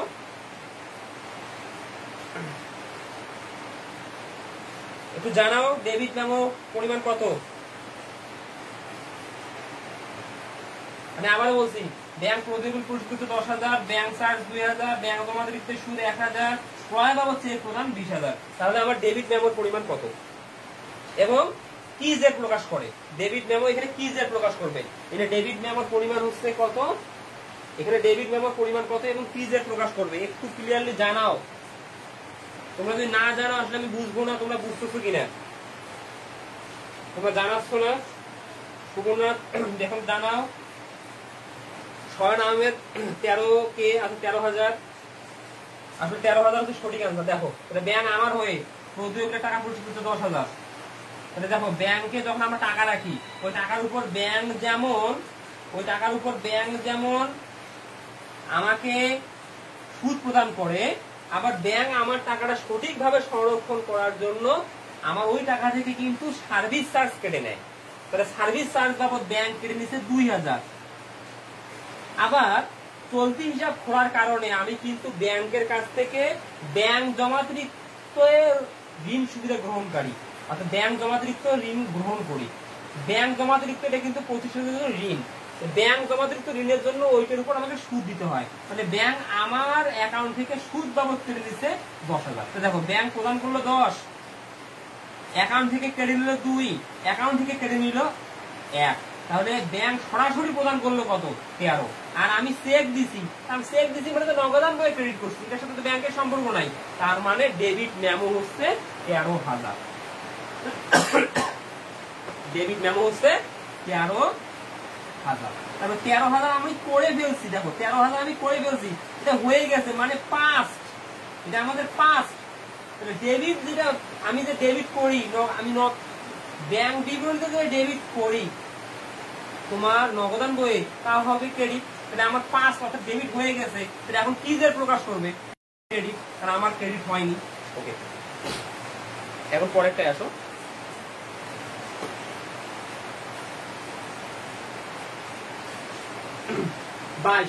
প্রত্যাখ্যাত চেক বা এনএসএফ বা বাউন্স চেক বা অপর্যাপ্ত তহবিল চেক কি এবং এটি ব্যাংক সমন্বয় বিবরণীতে কি জের বা উদ্বৃত্ত প্রকাশ করে। খুব গুরুত্বপূর্ণ একটা প্রশ্নে আমরা চলে আসছি। দেখো বলছে প্রত্যাখ্যাত চেক বা এনএসএফ বা বাউন্স চেক বা অপর্যাপ্ত তহবিল চেক কি এবং এটি ব্যাংক সমন্বয় বিবরণীতে কি জের বা উদ্বৃত্ত প্রকাশ করে। খুবই গুরুত্বপূর্ণ একটি প্রশ্ন, এটি সবাই একটু মনোযোগ সহকারে শোনার চেষ্টা করো, খুবই গুরুত্বপূর্ণ প্রশ্ন একটি। দেখো এই জিনিসটা আমি একটু বুঝাই এক্সাম্পল দিয়ে। ধরো তৃতীয় পক্ষ আমাকে চেক দিছে, সেই চেকটা আমি দেনাদারের কাছ থেকে পেতে পারি, অর্থাৎ প্রাপ্য হিসেবে কাছ থেকে পেতে পারি, সরাসরি পণ্য বিক্রয়ে করে পেতে পারি, আমি অন্য কোনো মাধ্যম থেকেও পেতে পারি। ধরো দেনাদার আমাকে 10,000 টাকা চেক দিছে, দেনাদার যখন আমাকে 10,000 টাকা চেক দিবে, যখন আমি চেক পাবো আমি নগদান বইয়ে ডেবিট করবো, নগদান বইয়ে ডেবিট করবো। এখন নগদান বইয়ে ডেবিট করার পর আমি এই চেকটা কি করব, নগদান বইয়ে তো ডেবিট করলাম, ডেবিট করার পর আমি কি করব, আমি এই চেকটা আমার ব্যাংকে জমা দেব। কারণ আধুনিক ব্যবসায়ের ক্ষেত্রে চেকের টাকা আমরা সরাসরি আদায় করি না, আমরা চেকের টাকাটা আমার ব্যাংকে জমা দেই। আমার ব্যাংক আর যে ব্যাংকের চেক আমাকে দিছে ওই দুইটা ব্যাংক সমন্বয় সাধন করার মাধ্যমে আমার ব্যাংক টাকা আদায় করে। তাহলে দেনাদার আমাকে একটা চেক দিছে, আমি নগদান করে ডেবিট করছি, করে আমি কি করছি আমার ব্যাংকে জমা দিছি। মানে আমি যখন আমার ব্যাংকে জমা দিছি আমার ব্যাংক কি করছে সঙ্গে সঙ্গে ক্রেডিট করছে। বিষয়টা বোঝার চেষ্টা করো, সঙ্গে সঙ্গে ক্রেডিট করছে। মানে আমি যখন ডেবিট করলাম, যখন আমি ব্যাংকে জমা দিছি আমার ব্যাংক কিন্তু ক্রেডিট করছে। আর ক্রেডিট করার পর আমার ব্যাংক কি করছে ওই টাকাটা যে চেকটা আমাকে দিছে তার ব্যাংকে প্রেরণ করছে। আমার ব্যাংক কিন্তু দেখো তার ব্যাংকে মানে কি আমার ব্যাংকটা হচ্ছে প্রথম পক্ষ, আমার ব্যাংকটা হচ্ছে প্রথম ব্যাংক, আমার ব্যাংকটা প্রথম ব্যাংক।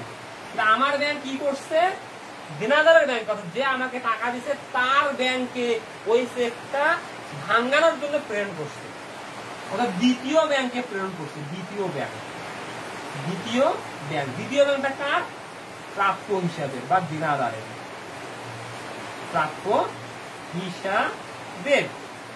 দেখো আমার ব্যাংকটা প্রথম ব্যাংক, তার মানে কি আমি যখন চেক পাইছি নগদান করে ডেবিট করছি, ডেবিট করার সঙ্গে সঙ্গে আমি চেকটা আমার ব্যাংকে প্রদান করছি, আমার ব্যাংক ক্রেডিট করছে, আমার ব্যাংকটা প্রথম ব্যাংক।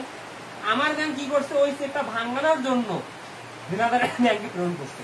এখন দেনাদারের ব্যাংকে যখন প্রেরণ করছে, দেনাদারের ব্যাংকে প্রেরণ করার পরে আমার ব্যাংক দেখছে দ্বিতীয় ব্যাংকে পর্যাপ্ত পরিমাণ টাকা নেই, এনএসএফ মানে নট সাফিসিয়েন্ট ফান্ড, অর্থাৎ অপর্যাপ্ত তহবিল। তার মানে দ্বিতীয় ব্যাংকে যে আমাকে চেক দিছে তার অ্যাকাউন্টে পর্যাপ্ত পরিমাণ টাকা নেই। তাহলে দ্বিতীয় ব্যাংক কি করবে, ওই চেকটা আমার ব্যাংকে ফেরত দিবে। এই যে দ্বিতীয় ব্যাংক যে ওই চেকটা আমার ব্যাংকে ফেরত দিল, তারপরে দ্বিতীয় ব্যাংক ওই চেকে সিল মেরে দিবে, এনএসএফ সিল মেরে দিবে। তখন আমার ব্যাংকটা আবার চেকটা ফেরত পাবে। ফেরত পাওয়ার সঙ্গে সঙ্গে আমার ব্যাংক কি করবে, এই দেখো ভুল করে ক্রেডিট করছিল, আমার ব্যাংক এই ভুলটা সংশোধন করার জন্য ডেবিট করবে। এখন ডেবিট করার সাথে আরো কি করবে, সার্ভিস চার্জে অ্যাড করতে পারে। তারপরে এখানে সার্ভিস চার্জও অ্যাড করতে পারে, সার্ভিস চার্জ অর্থাৎ চার্জও আমার অ্যাড হতে পারে যদি লেখা থাকে। এনএসএফ চেকের ক্ষেত্রে প্রথম ব্যাংক অর্থাৎ আমার ব্যাংক কি করবে, সার্ভিস চার্জও নিবে। আমি আবারও বলতেছি যে একজন দেনাদার আমাকে একটা চেক দিছে, আমি নগদান বইয়ে ডেবিট করছি, নগদান বইয়ে ডেবিট করার সঙ্গে সঙ্গে আমি আমার ব্যাংকে ওই চেকটা ভাঙানোর জন্য প্রেরণ করছি। আর আমার ব্যাংক কি করছে, যার কাছে চেক পাইছে দ্বিতীয় ব্যাংকে চেকটা প্রেরণ করছে ভাঙানোর জন্য, অর্থাৎ দুইটা ব্যাংক মিউচুয়াল করবে। এখন দ্বিতীয় ব্যাংকে যখন চেকটা প্রেরণ করছে, দ্বিতীয় ব্যাংকে গিয়ে দেখে যে প্রাপ্য হিসাবে অ্যাকাউন্টে পর্যাপ্ত পরিমাণ টাকা নেই, তখন দ্বিতীয় ব্যাংক কি করবে, ওই চেকটা আমার ব্যাংকে ফেরত দিবে। তাহলে আমার ব্যাংকে যখন চেকটা ফেরত দিবে, তাহলে দেখো তো আমার ব্যাংক ক্রেডিট করছে, আসলে কি আমার ব্যাংক টাকা পাইলো, তাহলে ভুল করে ক্রেডিট করছে, কারণ আমার ব্যাংক কি করবে, ডেবিট করবে। বিষয়টা ক্লিয়ার কিনা আমাকে একটু জানাও। তাহলে এই জন্য যেহেতু আমার ব্যাংক ডেবিট করবে, এই প্রত্যাখ্যাত চেক, এনএসএফ চেক বা বাউন্স চেক, এইটা এই জন্য ডেবিট মেমো, ডেবিট মেমো। এটা কিন্তু খুবই গুরুত্বপূর্ণ, তোমাদের ইন্টারমিডিয়েটের বইয়ে এটা কিন্তু সঠিক ব্যাখ্যা নেই। ব্যাখ্যাটা ক্লিয়ার কিনা একটু আমাকে জানাও, একটু আমাকে জানাও ব্যাখ্যাটা ক্লিয়ার কিনা, কেন ডেবিট মেমো হইল এটা আমাকে জানাও। তুমি একটু জানাও, তোমরা 21 জন দেখছো, একটু তোমরা জানাও। তোমাদের যে বইয়ে এটা আসলে ক্লিয়ার ভাবে দেওয়া নাই, আমি যাহা বললাম বা যাহা বুঝালাম তোমরা ক্লিয়ার কিনে একটু তোমরা দ্রুত জানাও। আসলে অনেক সময় অতিবাহিত হয়ে গেছে, দ্রুত ক্লাসটা শেষ করতে হবে। তোমরা জানাও দ্রুত ক্লিয়ার কিনা, ক্লিয়ার কিনা একটু জানাও।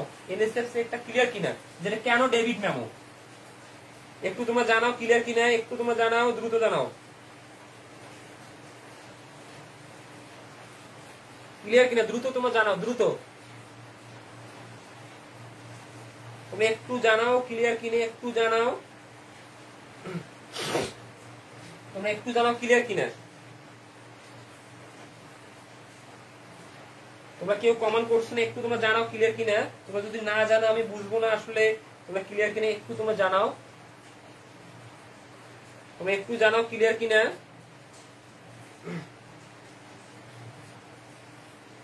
একটু তোমরা দ্রুত জানাও, দ্রুত দ্রুত ক্লিয়ার কিনা জানাও, ক্লিয়ার কিনা জানাও। তাহলে এটি ব্যাংক সমন্বয় বিবরণীতে কি জের বা উদ্বৃত্ত প্রকাশ করে, তাহলে তোমার প্রত্যাখ্যাত চেক, বাউন্স চেক বা এনএসএফ চেক আসলে এটা ডেবিট মেমো। ডেবিট মেমো মানে আমাদের কিন্তু ব্যাংক এটাকে ডেবিট করছে, আমাদের ব্যাংক এটাকে ডেবিট করছে, আমাদের ব্যাংক ডেবিট করছে, তাহলে আমাদের ব্যাংক ডেবিট করছে, ব্যাংক ডেবিট করছে, নগদান ভাই কি করেনি, ক্রেডিট করেনি। যেহেতু নগদান ভাই ক্রেডিট করে নাই, তাই প্রত্যাখ্যাত cheque, bounce cheque, NSF cheque আসলে ক্রেডিট জের প্রকাশ করে, এটা আসলে ক্রেডিট জের প্রকাশ করে। তোমরা কেউ মেসেজ করছো না, একটু তোমরা জানাও ক্লিয়ার কিনে, এই জিনিসটা ক্লিয়ার কিনে, এটা খুবই গুরুত্বপূর্ণ। তোমরা যদি মেসেজ না করো আসলে আমি বুঝবো না যে আমি এতক্ষণ যে বললাম তোমরা কি বুঝলে, এটা তো আমি বুঝবো না। আমি যে এতক্ষণ এই জিনিসটা বুঝালাম আসলে আমি তো বুঝতেছি না তোমরা কে বুঝলা কে বুঝলা না। তোমরা যদি না জানো আমি বুঝবো না, ক্লিয়ার ক্লিয়ার একটু জানাও।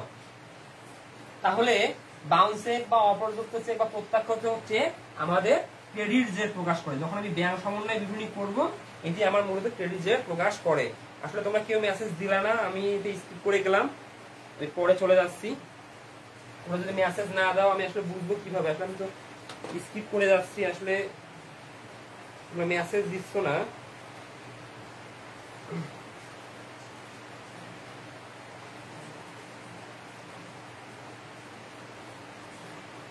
এখন আমি মেসেজ পাইছি, আসলে মেসেজ কোনো আমার কমেন্ট শো করেনি মনে হয়। না স্যার বুঝি নাই, নিউ কমেন্ট করো না কেন? কেউ কমেন্ট করো না, কমেন্ট না করলে তো আমি ক্লিয়ার হবো না। নাজমা আক্তার, নাজমা না, জিমি বলছে ক্লিয়ার, সেখানে একজন বলছে ক্লিয়ার। এই জিনিসটা কিন্তু খুবই ইম্পর্টেন্ট। একটু তোমরা যদি কমেন্ট না করো আমি আসলে বুঝবো না। একটু তোমরা যদি কমেন্ট না করো আসলে আমরা বুঝবো না আসলে মূল বিষয়টা। এখানে শুধু একজন বলছে ক্লিয়ার, তারপরে সুলতান পারভেজ বলছে হুম স্যার ক্লিয়ার। তাহলে দেখো আমি আবারও বলছি, এখানে মূল বিষয়টা আমি আরেকটু বলতেছি 1 মিনিটে, যে মূল বিষয়টা এখানে কি আমি এক্সাম্পল দিয়ে বুঝাচ্ছি। এখানে এক্সাম্পল একটা আমার আছে, এটা দিয়ে বুঝাচ্ছি। এই দেখো 23 আদায়ের জন্য ব্যাংকে জমাকৃত চেক প্রত্যাখ্যাত হয়েছে 7,000 টাকা। এটি ব্যাংক সমন্বয় বিবরণীতে কি জের বা উদ্বৃত্ত প্রকাশ করবে। দেখো বিষয়টা বোঝো। তাহলে আমি দেখো এখানে আদায়ের জন্য ব্যাংকে জমাকৃত চেক, তার মানে কি আদায়ের জন্য ব্যাংকে জমাকৃত চেক, তার মানে কেউ আমাকে একটি চেক দিছে, ধরো প্রাপ্য হিসাব আমাকে চেক দিছে। তো যখন আমাকে প্রাপ্য হিসাব চেক দিছে আমি নগদান বইয়ে ডেবিট করছি, নগদান বইয়ে ডেবিট করছি। দেখো বিষয়টা আমি নগদান বইয়ে ডেবিট করছি। নগদান বইয়ে ডেবিট করে তারপরে কি বলা হয়েছে আদায়ের জন্য ব্যাংকে জমাকৃত। নগদান বইয়ে ডেবিট করার সঙ্গে সঙ্গে আমি ওই চেকটা ভাঙানোর জন্য আমি আমার ব্যাংকে পাঠাইছি, আমার ব্যাংকে পাঠাইছি। তাহলে আমি আমার ব্যাংকে যখন পাঠাইছি আমার ব্যাংক সঙ্গে সঙ্গে আমার অ্যাকাউন্ট বাড়াইছে। এখন আমার ব্যাংক যে বাড়াইলো এই আমার ব্যাংকটা হচ্ছে প্রথম ব্যাংক, আমার ব্যাংকটা হচ্ছে প্রথম ব্যাংক। এখন বাড়ার পর আমার ব্যাংক কি করছে দ্বিতীয় ব্যাংক, অর্থাৎ যে আমাকে চেকটা দিছে প্রাপ্য হিসাব মানে তৃতীয় পক্ষ আমাকে চেক দিছে, আমার ব্যাংক তার ব্যাংকে চেকটা প্রেরণ করছে, অর্থাৎ দ্বিতীয় ব্যাংকে প্রেরণ করছে। দ্বিতীয় ব্যাংক মানে কি প্রাপ্য হিসেবে ব্যাংক, প্রাপ্য হিসাব। এই প্রাপ্য হিসেবের ব্যাংকে যখন প্রেরণ করছে প্রাপ্য হিসেবের ব্যাংকে দেখছে আমার ব্যাংক যে পর্যাপ্ত পরিমাণ টাকা নাই বা অন্য কোনো গন্ডগোল হয়েছে। যখন দ্বিতীয় ব্যাংকে পর্যাপ্ত পরিমাণ টাকা নাই তখন দ্বিতীয় ব্যাংক প্রথম ব্যাংকে কি করছে চেকটা ফেরত দিছে, তার মানে টাকা না দিয়ে চেকটা ফেরত দিছে। তার মানে দেখো আমি নগদান বইয়ে ডেবিট করছি, আমার ব্যাংক চেকটা প্রেরণ আমি যখন পাঠাইলাম আমার ব্যাংক কিন্তু ক্রেডিট করছে। আসলে কি আমার ব্যাংক টাকা পাইছে? কারণ আমার ব্যাংক দ্বিতীয় ব্যাংকে যখন টাকা দিছে দ্বিতীয় ব্যাংক তো বলছে যে অমুকের হিসেবে পর্যাপ্ত পরিমাণ টাকা নাই। কারণ এনএসএফ মানে কি নট সাফিসিয়েন্ট ফান্ড, মানে অপর্যাপ্ত পরিমাণ তহবিল বা অপর্যাপ্ত তহবিল, অর্থাৎ যে তহবিলে পর্যাপ্ত পরিমাণ টাকা নেই। তাহলে দ্বিতীয় ব্যাংকে পর্যাপ্ত পরিমাণ টাকা নাই, দ্বিতীয় ব্যাংক কি করছে টাকা না দিয়ে চেকটা রিটার্ন দিছে। তাহলে আমার ব্যাংক টাকাটা ক্রেডিট করলো, তাহলে ভুল করে ক্রেডিট করছে, তাহলে এখন আমার ব্যাংক কি করবে ডেবিট করবে। আমার ব্যাংক যখন ডেবিট করবে সিল মেরে ডেবিট করবে, অর্থাৎ এখানে এনএসএফ সিল মেরে ডেবিট করবে। এই যে এনএসএফ সিল মারলো তাহলে আমার ব্যাংক কি করলো ডেবিট করলো। কত টাকা ডেবিট করলো 7,000। তাহলে আমার ব্যাংক ডেবিট করছে, তাহলে আমার ব্যাংক যে ডেবিট করলো তাহলে এখন আমাকে কি করতে হবে ক্রেডিট করতে হবে। আমার ব্যাংক যদি ডেবিট করে আমি ক্রেডিট করবো, কারণ আমি তো ভুল করে ডেবিট করছি, আমাকে ক্রেডিট করাই লাগবে। তাহলে আমি ক্রেডিট করবো কত 7,000। তাহলে আমি কি করছি তার মানে ক্রেডিট দিয়ে প্রকাশ করবো। তার মানে এইটাই হচ্ছে আমাদের প্রত্যাখ্যাত চেক। এখনো বুঝছো কিনা জানাও। একটু তোমরা মেসেজ আদান প্রদান করো এবং ক্লাসটি শেয়ার করো। তোমরা তো ক্লাসটি বেশি শেয়ার করোই দেখতেছি। এবং যাই হোক এখানে মেসেজ গুলো আমি শো আমার করতেছে না।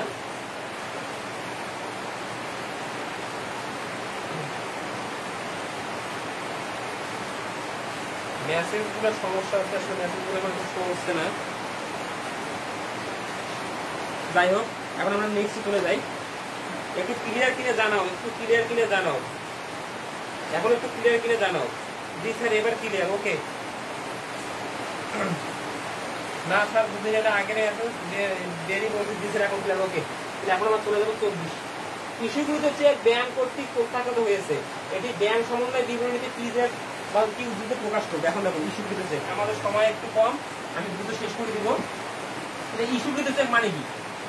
আমি প্রদেয় হিসাবকে বা কর্মচারীকে বা কোনো অন্য কোনো কাউকে আমি চেক প্রদান করছি, ইস্যুকৃত চেক। আমি কাউকে চেক দিচ্ছি, আমি প্রদেয় হিসাবকে চেক দিতে পারি, আমি আমার কর্মচারীকে চেক দিতে পারি, অর্থাৎ আমি তৃতীয় পক্ষকে চেক দিতে পারি। তাহলে আমি যখন চেক দিচ্ছি তখন আমি কি করছি? আমি প্রদেয় হিসাবকে চেক দিচ্ছি, চেক দেওয়ার সঙ্গে সঙ্গে আমি কিন্তু নগদান বইয়ে ক্রেডিট করছি। ধরো আমি প্রদেয় হিসাবকে চেক দিচ্ছি, তাহলে আমি নগদান বইয়ে প্রদেয় হিসাব নামে ক্রেডিট লিখবো, প্রদেয় হিসাব নামে ক্রেডিট লিখবো। তাহলে আমি কাকে চেক দিলাম? প্রদেয় হিসাবকে। প্রদেয় হিসাব কি করবে? প্রদেয় হিসাব আমার ব্যাংকে যাবে, আমার ব্যাংকে প্রদেয় হিসাব আমার ব্যাংকে যাবে, আমার ব্যাংকে গিয়ে দেখবে যে আমার ব্যাংকে পর্যাপ্ত পরিমাণ টাকা নাই। যেমন আমি মানুষের কাছে চেক পাইছি, ওই চেকটা আমি আমার ব্যাংকে দিচ্ছি, আমার ব্যাংক তৃতীয় পক্ষের ব্যাংকে গিয়ে দেখতে পর্যাপ্ত পরিমাণ টাকা নাই, তখন ওটি এনএসএফ চেক। এখন আমি আমার তৃতীয় পক্ষকে এইবার চেক দিছি, আমি যেমন চেক পাইছি এবার আমি তৃতীয় পক্ষকে চেক দিছি, তাহলে আমি প্রদেয় হিসাবকে 10,000 টাকা চেক দিছি, প্রদেয় হিসাব আমার ব্যাংকে গেছে, আমার ব্যাংকে গিয়ে দেখছে পর্যাপ্ত পরিমাণ টাকা নেই। যেহেতু পর্যাপ্ত পরিমাণ টাকা নেই, আমার ব্যাংকে ডেবিট বা ক্রেডিট কিছু করবে? আমার ব্যাংক কিছুই করবে না, কারণ আমার ব্যাংকে তো পর্যাপ্ত পরিমাণ টাকা নেই, আমার ব্যাংক ডেবিট করবে না। তাহলে আমি কি করছি? ভুল করে তাহলে ক্রেডিট করছি, কারণ আমি তো বাস্তবে টাকা দেই নেই, নগদান বইয়ে ক্রেডিট করছি, মানে ভুল করে করছি। তাহলে এখন আমি যদি সংশোধন করতে চাই আমাকে কি করতে হবে? এখন ডেবিট করতে হবে। তার মানে ইস্যুকৃত চেক ব্যাংক কর্তৃক প্রত্যাখ্যাত হয়েছে, এটি ব্যাংক সমন্বয় বিবরণীতে কি জেড বা উদ্ধৃত প্রকাশ করবে, তাহলে ডেবিট জেড প্রকাশ করবে। এটা বুঝছো কিনা ক্লিয়ার জানো? এটি বুঝছো কিনা? এখন আমি নেক্সটে চলে যাব। লাস্টের লাইনটা কোন লাইনটা ভাইয়া? এটা কোন কত নম্বর? সুলতান পারভেজ বলছো লাস্ট ভাইয়া, লাস্টের লাইনটা একটু কত নম্বর একটু জানাও তুমি? কত নম্বর একটু তুমি জানাও কত নম্বর?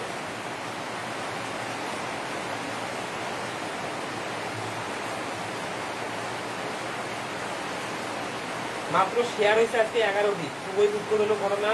1 ঘন্টা 37 মিনিট ক্লাস, এত স্টুডেন্ট তোমরা ক্লাস করলা, কিন্তু শেয়ার হয়েছে মাত্র 11টি, খুবই দুঃখজনক ঘটনা। এত কষ্ট করে আমি ক্লাস করাচ্ছি, তোমরা যদি একটু শেয়ার না করো তাহলে আসলে খুবই দুঃখজনক। তোমরা একটু বেশি বেশি শেয়ার করবা যাতে তোমাদের বন্ধুরা ক্লাসটা দেখে উপকৃত হয়। কিন্তু খুবই দুঃখজনক ঘটনা, আজকের ক্লাসটি মাত্র 11টি শেয়ার হয়েছে, খুবই দুঃখজনক। যাই হোক, এর আগের কোশ্চেনটা মানে কি 23, এটি ব্যাংক সমন্বয় বিবরণীতে কি জেড বা উদ্ধৃত প্রকাশ করবে? তোমার আদায়ের জন্য জমা দিতে চেক, অর্থাৎ আমি যখন কারো কাছ থেকে চেক পাই, আমি যখন কারো কাছ থেকে চেক পাবো, ওই চেকটা যদি প্রত্যাখ্যাত হয় তখন এটা আমাদের ক্রেডিট জেড প্রকাশ করে। কেন? কারণ আমি যখন চেক পাবো, চেক পাওয়ার সঙ্গে সঙ্গে আমি ডেবিট করি, ওইটা যখন আমি ব্যাংকে প্রদান করি ব্যাংক ক্রেডিট করে। ব্যাংক আবার কি করে? দ্বিতীয় ব্যাংকে প্রেরণ করে। দ্বিতীয় ব্যাংক টাকা দিতে পারে না, তখন যেহেতু ভুল করে ব্যাংক ক্রেডিট করছে, ব্যাংক ডেবিট করে। ব্যাংক ডেবিট করছে, আমি যদি ক্রেডিট করিনি তাহলে ক্রেডিট জেড প্রকাশ করে। এখন আমরা চলে আসবো পরেরটা, 24/25। বিজ্ঞাপন খরচের জন্য 2,500 টাকা চেক ইস্যু করে ভুলে নগদান বইতে লেখা হয়নি। দেখো এটি একটু মনোযোগ দাও।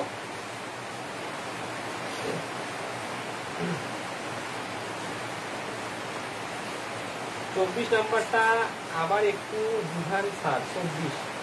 24 নম্বরটা অনেক ক্লাস লেন্থ হয়ে গেছে, আচ্ছা বলছি আমি।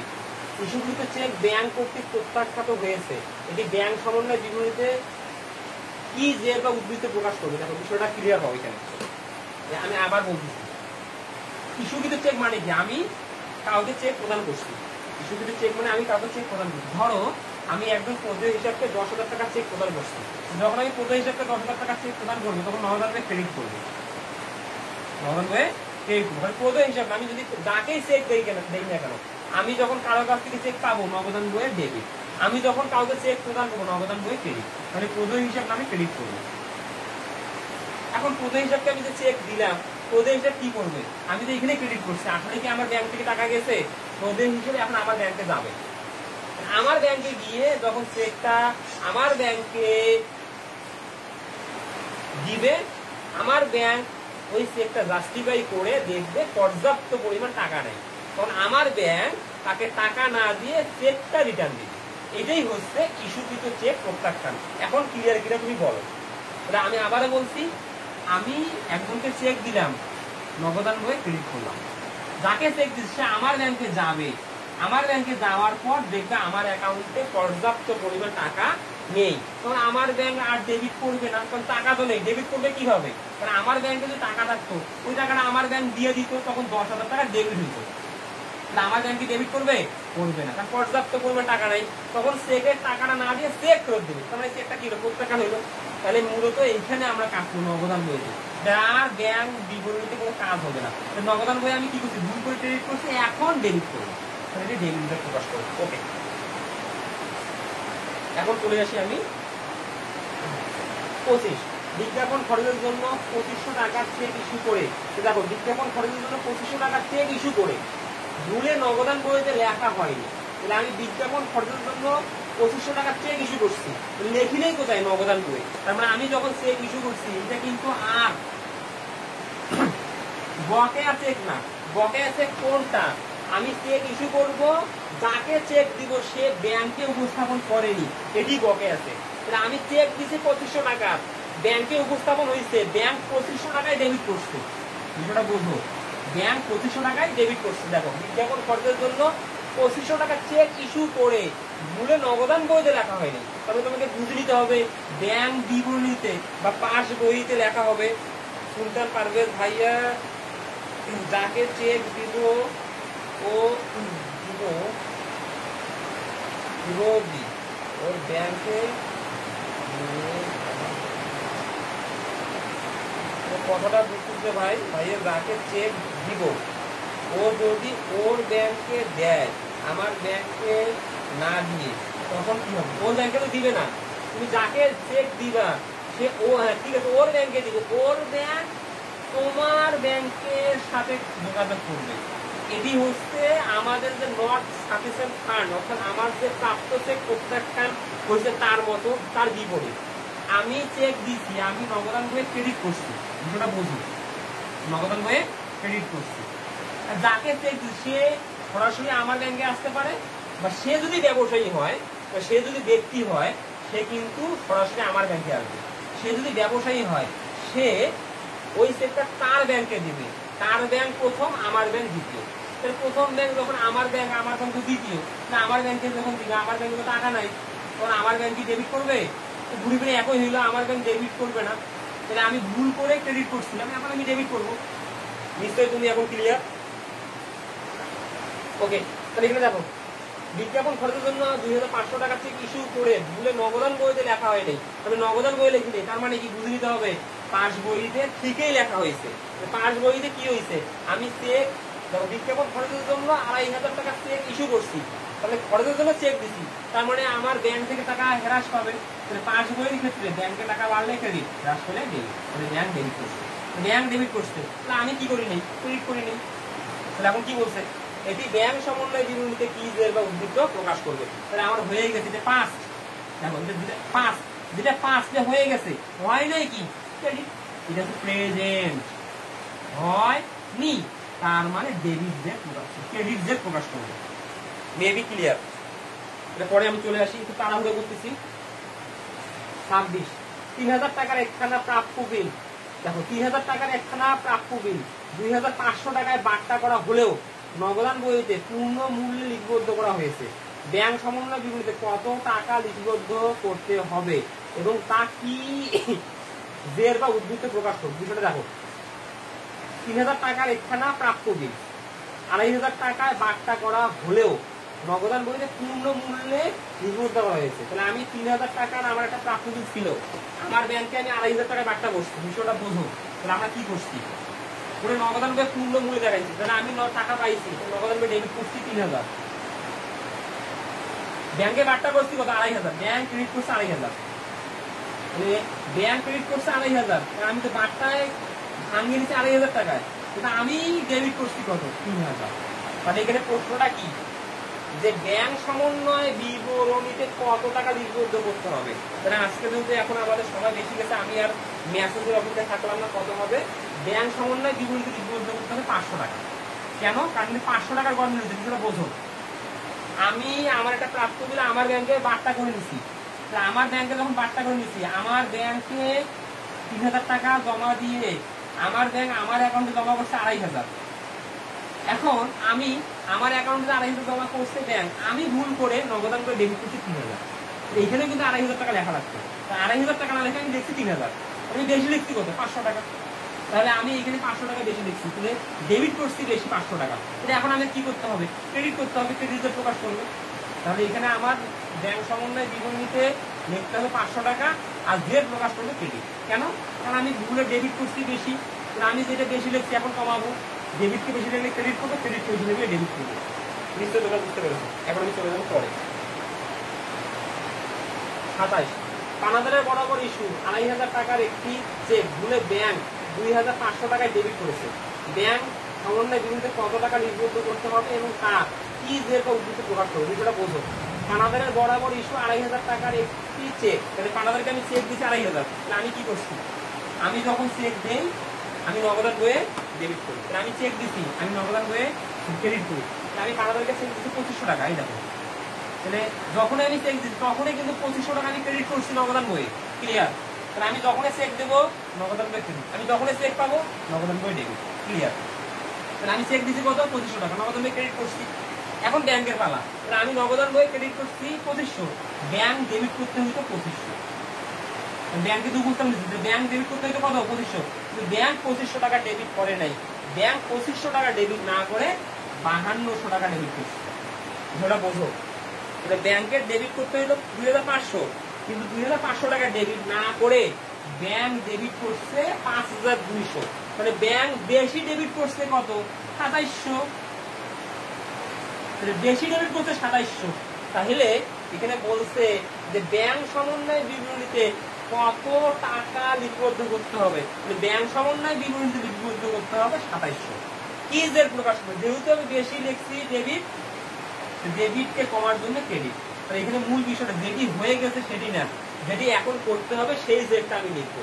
তাহলে আমি বেশি লিখছি 2700, কি বেশি লিখছি ডেবিট, এটাকে কমার জন্য কি করতে হবে ক্রেডিট, তাহলে এটি ক্রেডিট দেখতে হবে।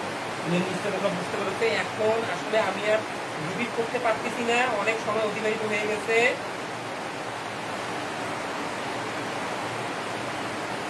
মেসেজগুলো দেখা যাচ্ছে না, আসলে আমার এখানে শো করতেছে না। এখন আমি পরের ইয়েতে চলে যাই। সর্বশেষ অন্য একজন গ্রাহক কর্তৃক ইস্যু, দেখো অন্য একজন গ্রাহক কর্তৃক ইস্যু 10,500 টাকার একটি চেক ব্যাংক ভুলবশত অত্র হিসাবে আমানত হিসাবে ডেবিট করছে। তাহলে আমরা জানি একটি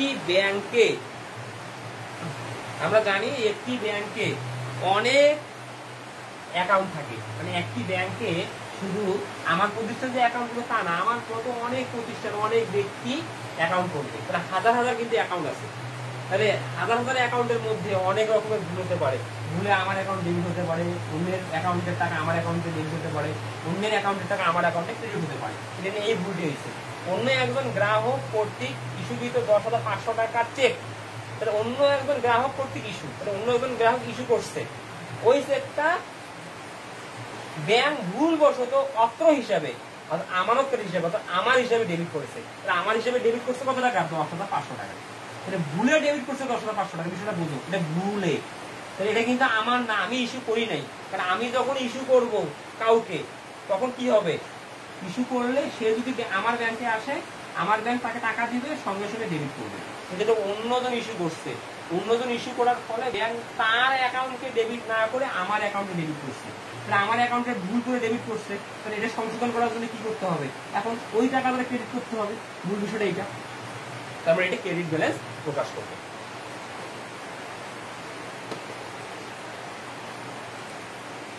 তাহলে আজকে এই পর্যন্ত। তোমাদের ক্লাসটি কেমন লাগলো একটু তোমরা কমেন্টে জানাও। আজকে নেটওয়ার্কের কোনো সমস্যা ছিল না, অনেকক্ষণ ক্লাস হইলো। একটু তোমরা জানাবা যে আসলে ক্লাসটি কেমন লাগলো। কিন্তু একটি দুঃখের বিষয় আসলে যে তোমরা এখানে এতজন ক্লাস করলা, শেয়ার হয়েছে মাত্র 11টি। তোমাদের আগ্রহের উপর ভিত্তি করে আসলে অনলাইন ক্লাসগুলো হবে। তোমরা যদি একটু বেশি বেশি শেয়ার করে আসলে ক্লাসগুলো করাতে ভালো লাগে। যাই হোক, আমি আমার কাজটি করে যাব, তোমরা তোমাদের কাজটি করবা। যদি তোমরা আমাকে ভালোবেসে থাকো অবশ্যই আমার ক্লাসটি শেয়ার করবা, মেনশন করবা। যদি তোমরা আমাকে ভালোবেসে না থাকো তাহলে তোমরা আমার ক্লাসটি শেয়ার বা মেনশন করবা না। তোমরা ভালো থেকো। আমি কালকে রুটিন দেব, তোমাদের কালকেও ক্লাস হবে। আমি কালকে একক জের পদ্ধতিতে একটা অঙ্ক করাবো। আমি তার আগেই দুপুরবেলা অঙ্কটি আমার পেজে দিয়ে দেবো, তোমরা দেখে নিবা। তোমাদের ক্লাসটি একটু কেমন লাগলো একটু তোমরা কমেন্টে জানাও। তোমাদের ক্লাসটি কেমন লাগলো একটু তোমরা কমেন্টে জানাও। অনেক ভালো ক্লাসটা লাগলো, ধন্যবাদ তোমাকে সুলতান পারভেজ। আর একটু কেউ জানাও তোমাদের ক্লাসটি কেমন লাগলো। তোমরা এখন 9 জন আছো। তোমাদের সহযোগিতায় তোমরা যদি একটু আমাকে সাহায্য করো, ইনশাআল্লাহ তোমরাও বেটার কিছু পাবা। ইনশাআল্লাহ আমিও সকলের মাঝে পরিচিত হব। আমি চাই আমার যতটুকু মেধা আছে মেধাগুলো তোমাদের মাঝে বিলিয়ে দিতে। তাই তোমরা অবশ্যই আমার সাপোর্ট করবে। যদি ক্লাসগুলো ভালো লেগে থাকে তোমরা শেয়ার করবে, বন্ধুদের মেনশন করবে। আজকে এই পর্যন্ত। ভালো থেকো, সুস্থ থেকো। আল্লাহ হাফেজ। আসসালামু আলাইকুম।